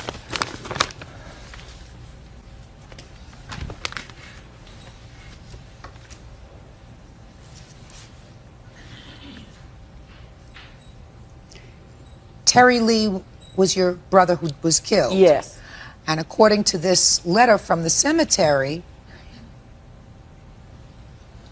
Terry Lee listed your mother on the papers before he died. No, my mother went and she gave Preston the money. She trusted him at the time to pay for the grave. Did your mother give you this money? No, mother didn't give me the money. I paid for that grave myself, and I paid with it by a check. You mean like the blank check that you gave me? Yes, it was wrote up on a check, exactly like this check here. The check number is down at the bottom on your right-hand side of my receipt. I have a witness, an eyewitness who was there when I bought the grave. He was a pallbearer at my brother's funeral. Excuse me, Your Honor, I flunky. He will tell any lie. Oh, just a second. I have to hear him, madam. It's my determination whether or not he's lying or not. Step up, sir. Tell me your name. My name is Andrew Garrett. Tell me what you know about this. Well, Your Honor, all I know is that when Terry Lee passed away, I took Mr. Simmons down and he bought a plot. And that's all I know. Now, if the mother gave him... Did he pay cash for no, that? it was a check. He did write a check out. Now, if his mother gave him some money, that I do not know. Mr. Simmons, your mother, I assume, was distraught when her Well, I son was- was killed. Yes, she was, but I was too. Let me explain something to you, Mr. Simmons. A sibling is never touched by the death of a sibling as a parent is touched by the untimely death of a child. That's not the order of things. The order of things is parents go first. Don't try, Mr. Simmons, to compare the way you felt to the way your mother felt if she was a normal person. So you really don't know where he got the money from to buy No, this? I do not. Okay. Just for my own information, did you get money from your father? No, I did not. No, we paid cash up front, my sisters and I and my aunt, because we could not find my mother's policies at the time. How much did the funeral cost? It cost us $5,165. Was there any insurance that covered any part of it that was ultimately paid?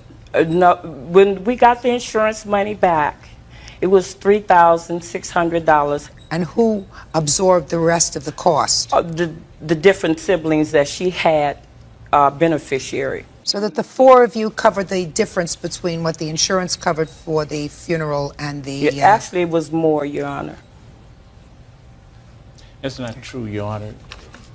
I has a piece of paper where she received $2,600 From? From my mother's benefit of her insurance. Do you know how much the funeral cost, sir? No, I don't. Well, that she just said it cost over $5,000. That's not an unreasonable amount. That's what funerals usually cost. No, but my dad gave her. She went to my dad and told my dad there wasn't enough money to purchase the grave, not the funeral. Don't tell me what you told your father, sir. What I'm telling you is, even if she got, according to your papers, $2,500 from your father, even if I believe that, the funeral cost $5,000 plus.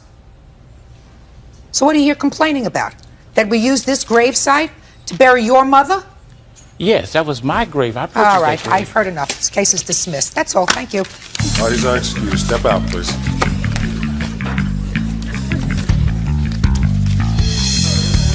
And now the next case. Parties on Downs versus Downs. Step forward, please. 51-year-old Amelia Downs says after her husband died, his ex-wife, Esther Downs, 46, refused to return his automobile. Mrs. Downs, you were married to Mr. Downs at the time of his death, correct? Correct. Mrs. Downs, you had been married to Mr. Downs for 22 years and have children with him. Yes. How many children do you have? 2. How old are they? 21 and 19. When did you marry Mr. Downs? I married him 2 years ago, November 8th. November 1st, excuse me. 1995? Yes, Your Honor. And when did he pass away? He passed away on the 8th. The 8th of what? 95. So you were married a total of 7 days? Yes, Your Honor. Hardly enough time for honeymoon. Yeah. This dispute is over an automobile. An automobile that the deceased had at the time of his death that was in his name. Is that right? Yes. That each of you believe you're entitled to. So, Miss Downs, why don't you tell me why you think you're entitled to this car? Initially, Your Honor, she was actually never married to my husband. She was a common law wife, and it wasn't 22 years. She was living with him for 17 years. That's a long time. 17 years is more than 7 days. True. Okay. We had planned on getting married a year and a half before his death. And he was going through a divorce because he wanted to make sure that the living arrangements that he had with Esther was final. So she wouldn't come back and say that they were actually married. So he went through a divorce with her, even though you say they weren't married? Yes, Your Honor. Judge Judy continues in a moment. Why didn't you pay the parking tickets? I paid a lot of them. You didn't pay all of them. You No. acknowledge you didn't pay all of them. Why didn't you pay them? I was unemployed at the time. That's not her problem. Real cases, real people. Judge Judy. Amelia Downs wants her late husband's ex-wife, Esther Downs, to return his car. Could we move on with this, please? Get to the car. During the period of time that he was, we were planning for our marriage, the doctor told him that he had leukemia, but he didn't tell him he was going to die. And he was in the hospital for a period of time. During that period of time, the divorce papers were final. He was in and out of the hospital. Every time he went into the hospital, Esther would come and borrow the car. I think that was on 4 occasions that he was admitted in the hospital. And each occasion, she'd borrow the car. After his death, I told her I was going to come and pick the car up. She said, okay. I went to the house. When I got there, she said she changed her mind. I didn't argue with her. She drove me home. And the car was paid off. It was a brand new 1995 Concord, Chrysler Concord, and he had only driven it for 8 months. It was $22,000 and had a $17,000 payoff. Upon his death, it was paid off. And how was it paid off? The insurance that he purchased it from the credit union. Okay, so it's free and car is free and clear. So she went to the credit union and told them that the car belonged to her. I told them that it belonged to him because it was in his name. They didn't know who to give the pink slip to, so she has had the car ever since. Ever since 1995? Yes. Now, you say that you spent some money on this car. Yes. Tell me about the money that you spent on this car. She got a lot of citations, parking citations, and other citations for not having tabs on the vehicle because she was driving it. And then the car was towed from in front of her house, where it stayed in the tow yard for 3 months. I assumed she wasn't going to take it out, perhaps because she may, I don't know if she does or not, have another car. I was told that the car was going to be auctioned, so therefore I didn't want to auction. I said if I can sell the car. So I paid off her citations. I took the car out of hock, and all of that equaled $4,000 plus dollars. You have proof of that? Yes, Your Honor. Can I see it, please? Why didn't you pay the parking tickets? I paid a lot of them. You didn't pay all of them. You acknowledge you didn't pay all of them. Why didn't you pay them? I was unemployed at the time. That's not her problem. No, but it's my reason. No, but it's not her problem.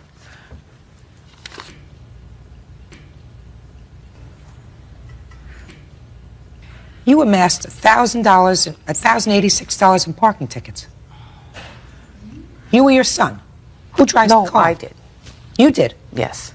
So they towed your car in order to get the car back because there was a lien fee, a storage fee of $26.98. I didn't have the money. So she paid it, $4,000? Yes. And you still have the car? No. Who has the car? I had the car towed to my house, Your Honor, because I thought I was going to be able to sell it, but I can't even park it legally on the street because it's not registered. I can't register it because I don't have the pink slip and I can't get the pink slip. Where's the pink slip? The credit union won't release the pink slip because she says that she owns the car, and I say my husband owns the car, and they want a judge to tell them who to give the pink slip to. All right. You have 2 minutes to tell me why you think this car is yours. I don't really think it's mine. I think my sons have an interest in his estate. Since he didn't have a will, I was named designator for something. My sons were designator for something else. So your sons receive funds? No, they haven't. They were designated beneficiaries, which they have not been able to collect. Well, I assume that eventually, if they are designated beneficiaries, they're going to be collecting that money.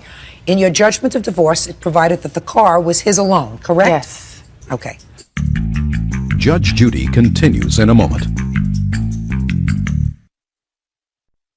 It seems to me this car was purchased in 1995.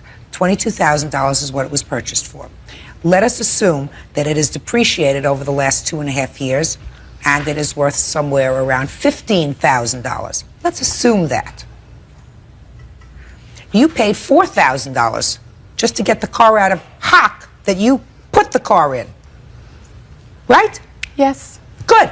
So, I'm going to have my clerk prepare an order that the pink slip for the car be turned over to you, madam. Thank you. And that way, you will be able to recoup the $4,000 that you spent on the car. You and your sons had an opportunity to drive the car. I must tell you, Mrs. Downs, I find that you acted very irresponsibly with regard to not taking care of the car. Your sons may have had an interest in it. They should have taken better care of it and made sure it didn't wind up in the pound. That's all. Parties are excused. You may step out. Thank you. Out the back door to your right. Judge Judy can. Judge, this is case number 429 on the calendar in the matter of DeVargas versus Latham. Parties have been sworn in, Judge. You may be seated. I assume from your complaint that you had a 3.5-year sort of live-in relationship when you were together. Is that right? About a year and a half, actually. We had a long-distance relationship for 10 months before that, and then lived together for almost about 2 years. Okay. And now you are no longer together. You say he owes you money. Mm-hmm. Let's take these things one item at a time, because that's a more organized way of doing business. Damage to my car, $477.18. Mm-hmm. So how did that come about? I can show you this. No, tell me. Okay. I guess I was out of town, and we had a driveway in which my car was parked at the top. I guess either he was on a job, or I'm not sure exactly I what. backed into her car. And you backed into a car? Yeah, basically backed into the car and damaged the back end. Okay. Did you have it fixed right away? No. Why? Because I was trying to get the money from Aaron. Well, how long did you live together afterwards, after this damage to the car? Probably another 6 months, maybe. Now, you can't tell me that during that 6-month period you were trying to get the money from him to fix it. Yes. No. What do you mean, yes? Yes, I had asked him to please pay for the damages. I was still able to drive my car, considering the damage was in the back.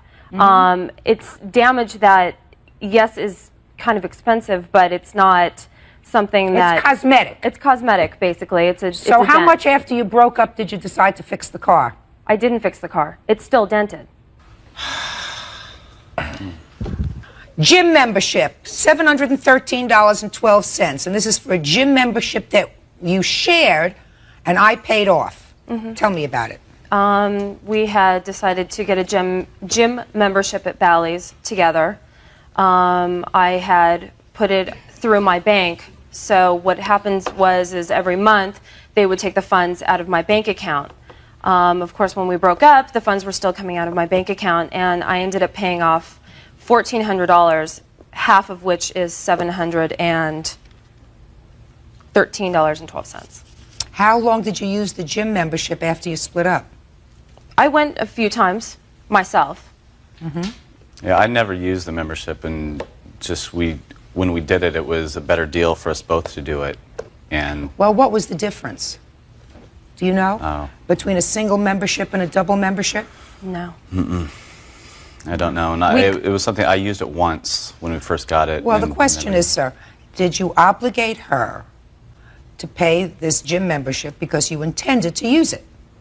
I didn't. It was something she wanted to do. You know, she wanted the membership. And so you just went along for the ride? Well, I thought there was, as far as the cost of it, I thought it was something we would both cover over. So did you pay for any of it? Oh yeah. How much did you pay? I never kept exact track, but probably, over the period of a year, probably $200-300. And how did you make those payments to her? Just gave her money here and there. For the gym? Well, I gave her money for mini bills that. For the gym? No, not specifically for the gym. Not that I can say. All the payments I had given her were larger sums that were... For what? For, utility bills and gym payments and things like that. So, all in one payment, every month. Well, let me see. No. Checks for these large sums of money. You return checks for large sums of money. I'm basically just pinpointing these items as what I'm suing for. Those canceled checks have nothing to do with these items. What do they have to do with?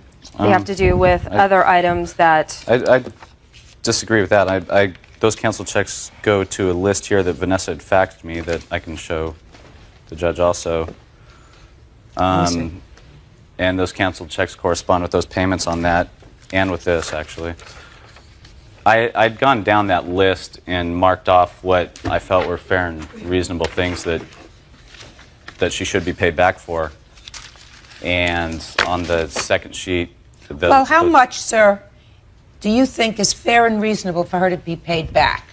Yeah, well, on the... Is it not a number? Sorry. Give me a number. About $2,800. And how much have you paid her? $2,800. You've paid her $2,800. Yes. Does that cover the gym? Specifically, no, it doesn't cover the gym specifically. All right. Does that cover the damage to her car?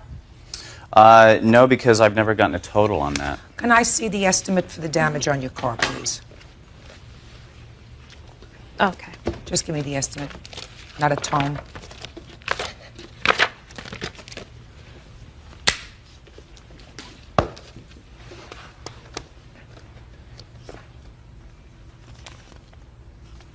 You have a deductible on your insurance? Yes. What's your deductible? I think it's $500. What do you mean you think? I'm not sure. Well, how can I do this if I don't know what your deductible is? I'm pretty sure it's $500, but I'm not sure. I still don't understand why it took you so long to even think about fixing the car. Let me see the dent to the back of the car. It's on the back of that picture. It was something that could have waited. It wasn't something that... It sure can. It's just like a little kiss. Judge Judy continues in a moment. I had called him, I had paged him. He wouldn't return my pages. That always happens when somebody owes you money. Yes. Especially when the luster of love has worn off. Yes. Right? Yes. And later today, Kids do that when they're in elementary school. They go around and tear each other's posters off. understand that. You understand that? You're supposed Yes, to be ma'am. more adult as you get older. real cases, real people. Judge Judy.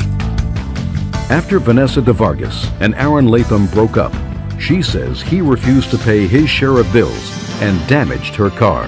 All right, let's go to the next thing then. Next thing is a credit card that I started for him in my name, $455.09. What's this credit card, sir? Do you know? Yeah, and I have also paid her back for that. You have? Yeah, in that $2,800. Well, did you use that credit card at all? No. Do you have the last statement from the credit card? Yes. No. Do you have the last statement from the credit card? Yes. I didn't make one lump sum. But that was the last payment in which I paid off the credit card. This says that there was a previous balance of $37. How am I supposed to tell whose expenses these are? In the checks there and in the breakdown of what she says I owed her versus what I've paid her, it kind of... there and in the breakdown of what she says I owed her versus what I've paid her, it kind of shows that it's... I know it's kind of complicated, but... It is very complicated. I wish you young people who decide to set up housekeeping didn't exchange credit cards. Really very stupid. I agree. Never do it again. Yeah. That's what everybody says. You don't have checks here, sir. I'm sorry? You showed me these bills, sir, these checks that you say should total $2,800. They don't even total $1,000. I don't believe I have all $2,800 worth of checks here because I didn't start to get my checks sent back to me until after this started.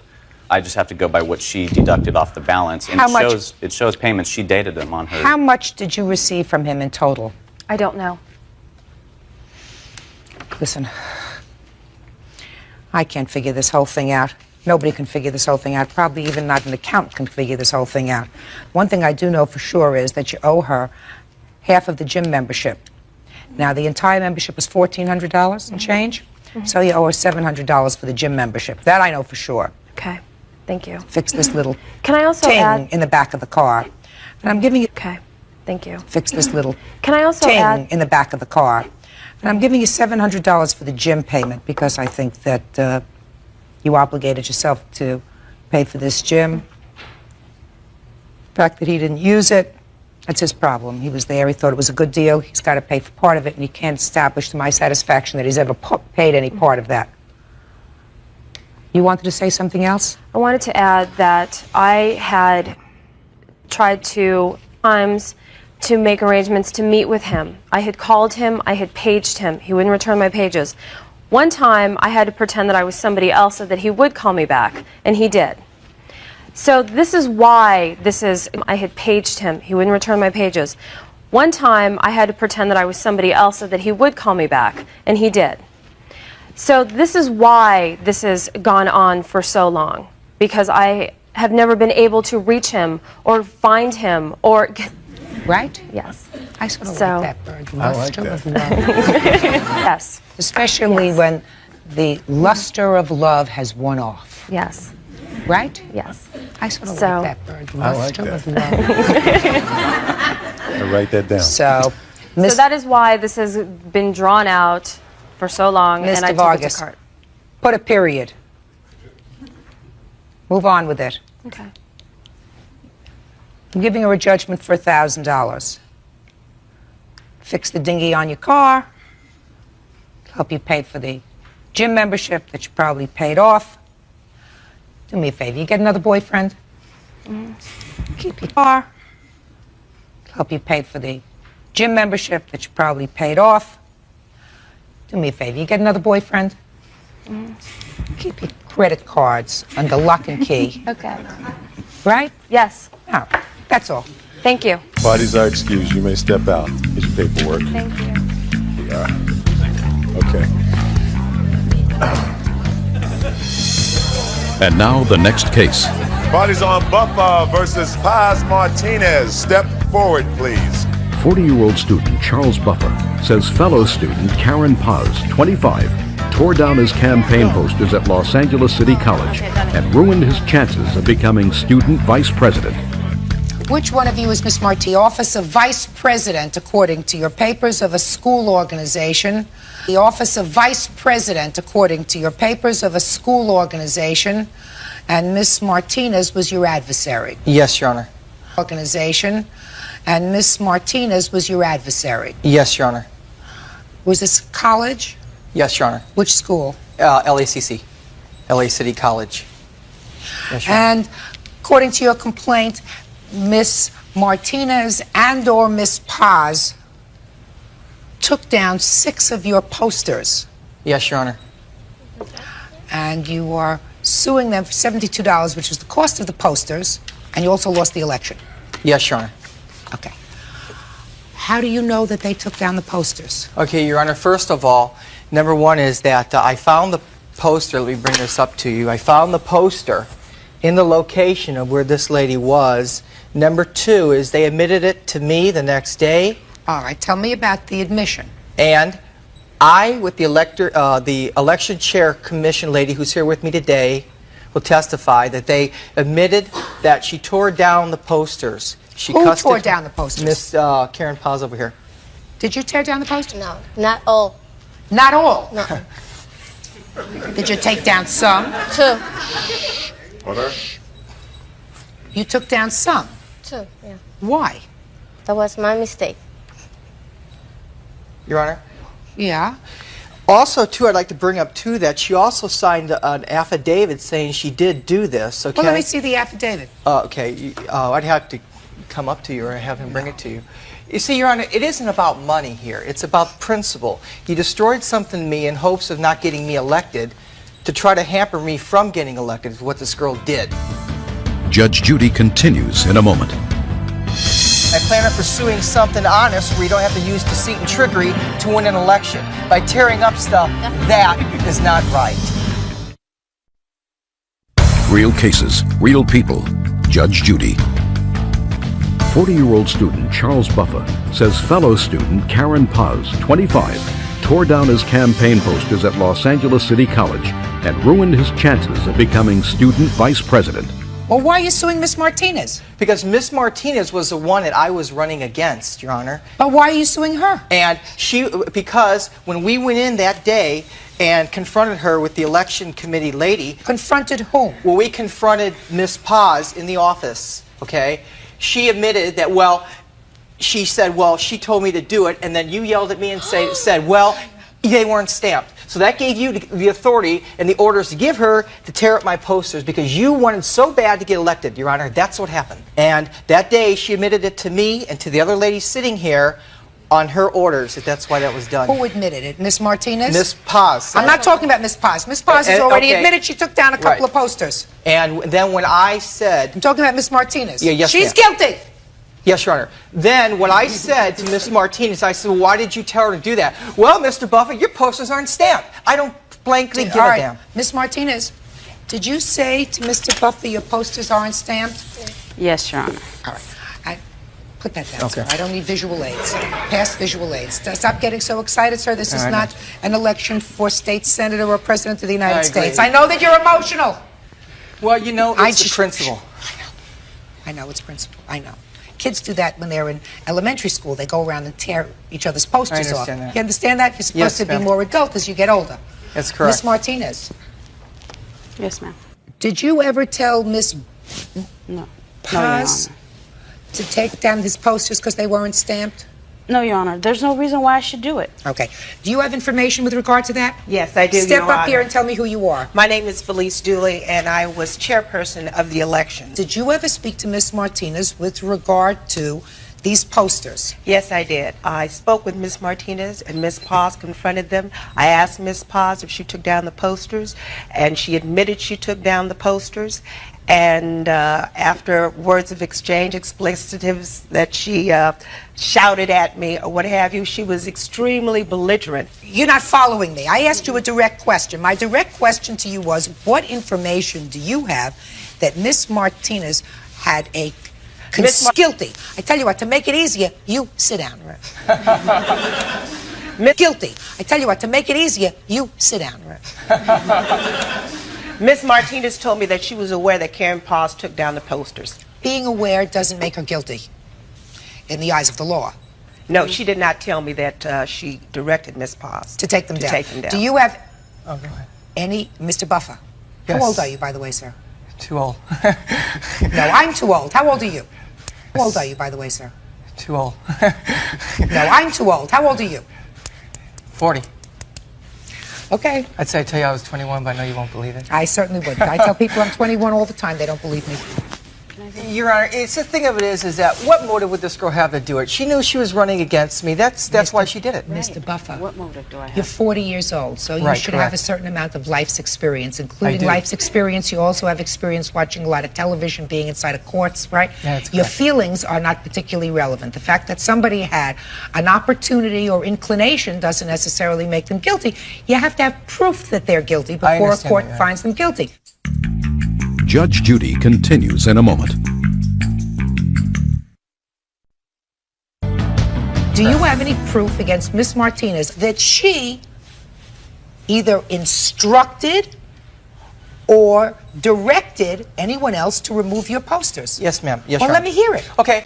Well, the day we went in that day into that office, when I asked her, why did you tell her to take down the posters, her reply to me was, well, your posters weren't stamped, so I told her to take them down. She had every right to do so. That's what she said I did to not me. tell him. I don't believe that. No, I Mr. didn't. Buffer? That's what you did. Mr. Buffer? That's correct. Listen to me. I'm listening. I don't believe she said that to you. Well, I say she did say that words to me. Did she say to you, were they stamped? No, she said your posters weren't stamped. I gave her the authority to take them down because they weren't stamped. No, I did and not that's say why that. I said they are stamped. Here they are. I did not say that. I don't believe that. But you are entitled to a judgment, sir. You are entitled to a judgment against the person who has been proven guilty in this court, and that is Miss Paz. That is correct. Well, it cost you, according to you, $72 for these posters. That's the amount of money that you're suing for. Is that right? Yes, Your Honor. I appreciate that, Your Honor. That's what you have. Thank but you. You I'm know glad what? you It's appreciate it. principle. That's what it is. Right? Yes, Your Honor. I appreciate that, Your Honor. That's what you have. Thank but you. You I'm know glad what? you It's appreciate it. principle. That's what it is, not the money. It's appreciate that, Your Honor. That's what you have. Thank but you. You I'm know glad what? you It's appreciate it. principle. That's what it is, not the money. It's principle. What is my principle? Parties are excused. You may step out. Thank you. Judge Judy continues in a moment. Thank you. And on the next Judge Judy.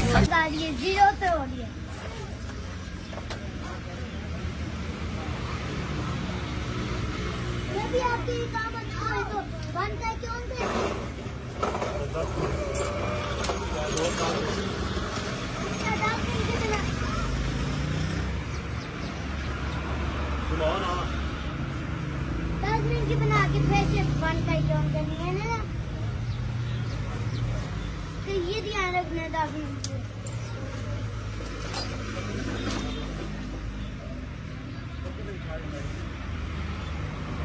तो भाई DJ के बाद जो बाबू तो क्या मैं आपको बताता हूँ क्या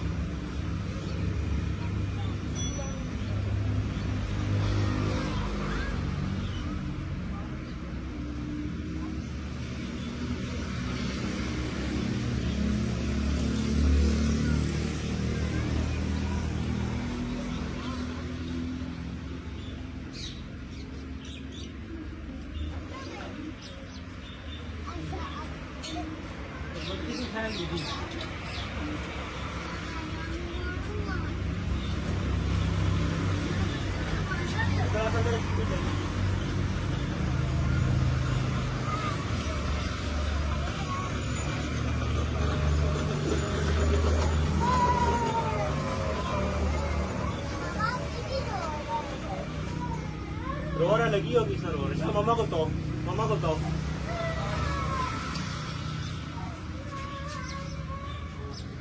2 मिनट की हो गया। बस ये पूछा मैंने आपसे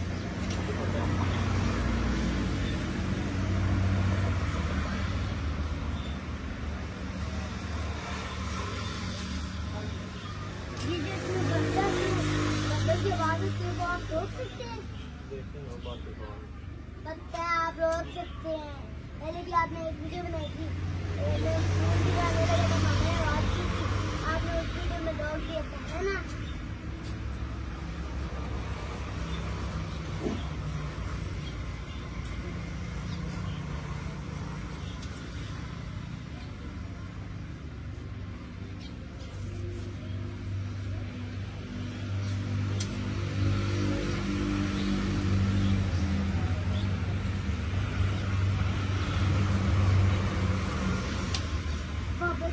ये ना 1 मिनट रुके, 1 मिनट चुप करें ना, कम करेंगे उसको मैं समझ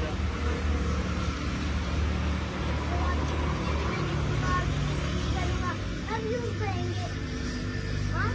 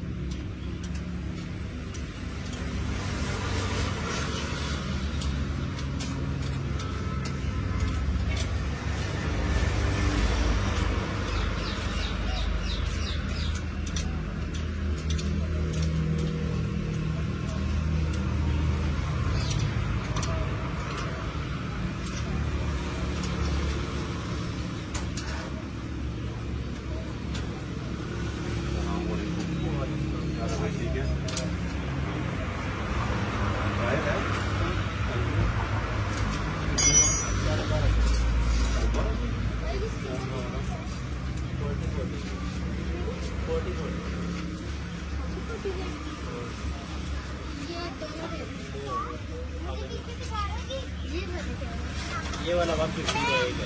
अपनी चाचा जी बेटे छोटी छोटी वाले छोटे छोटे जो लगे हुए हैं, ये लगे हुए हैं सर अभी मैं चाचा का ये को तुम करिए ये सारी ऑप्शन है चाचा का ये देखो बच्चों की पापा से ले लेंगे ये ले लेंगे कौन सा लेना है ये वाला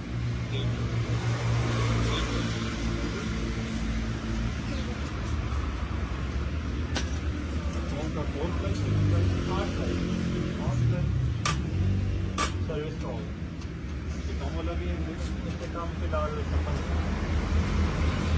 सही रहेगा ताकि हो ही घर के थोड़े बहुत ये फिटिंग का और ये कितने की 5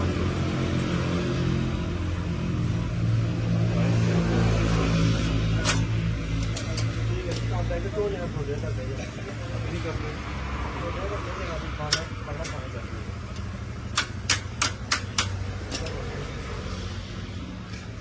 तो ये भी बिना दे दिया करें ऐसी आया खाने का खाना खाना खा लिया होगा तो ले हाँ ठीक है तो कहाँ ले जाना बाहर छोड़ने का टाइम वहाँ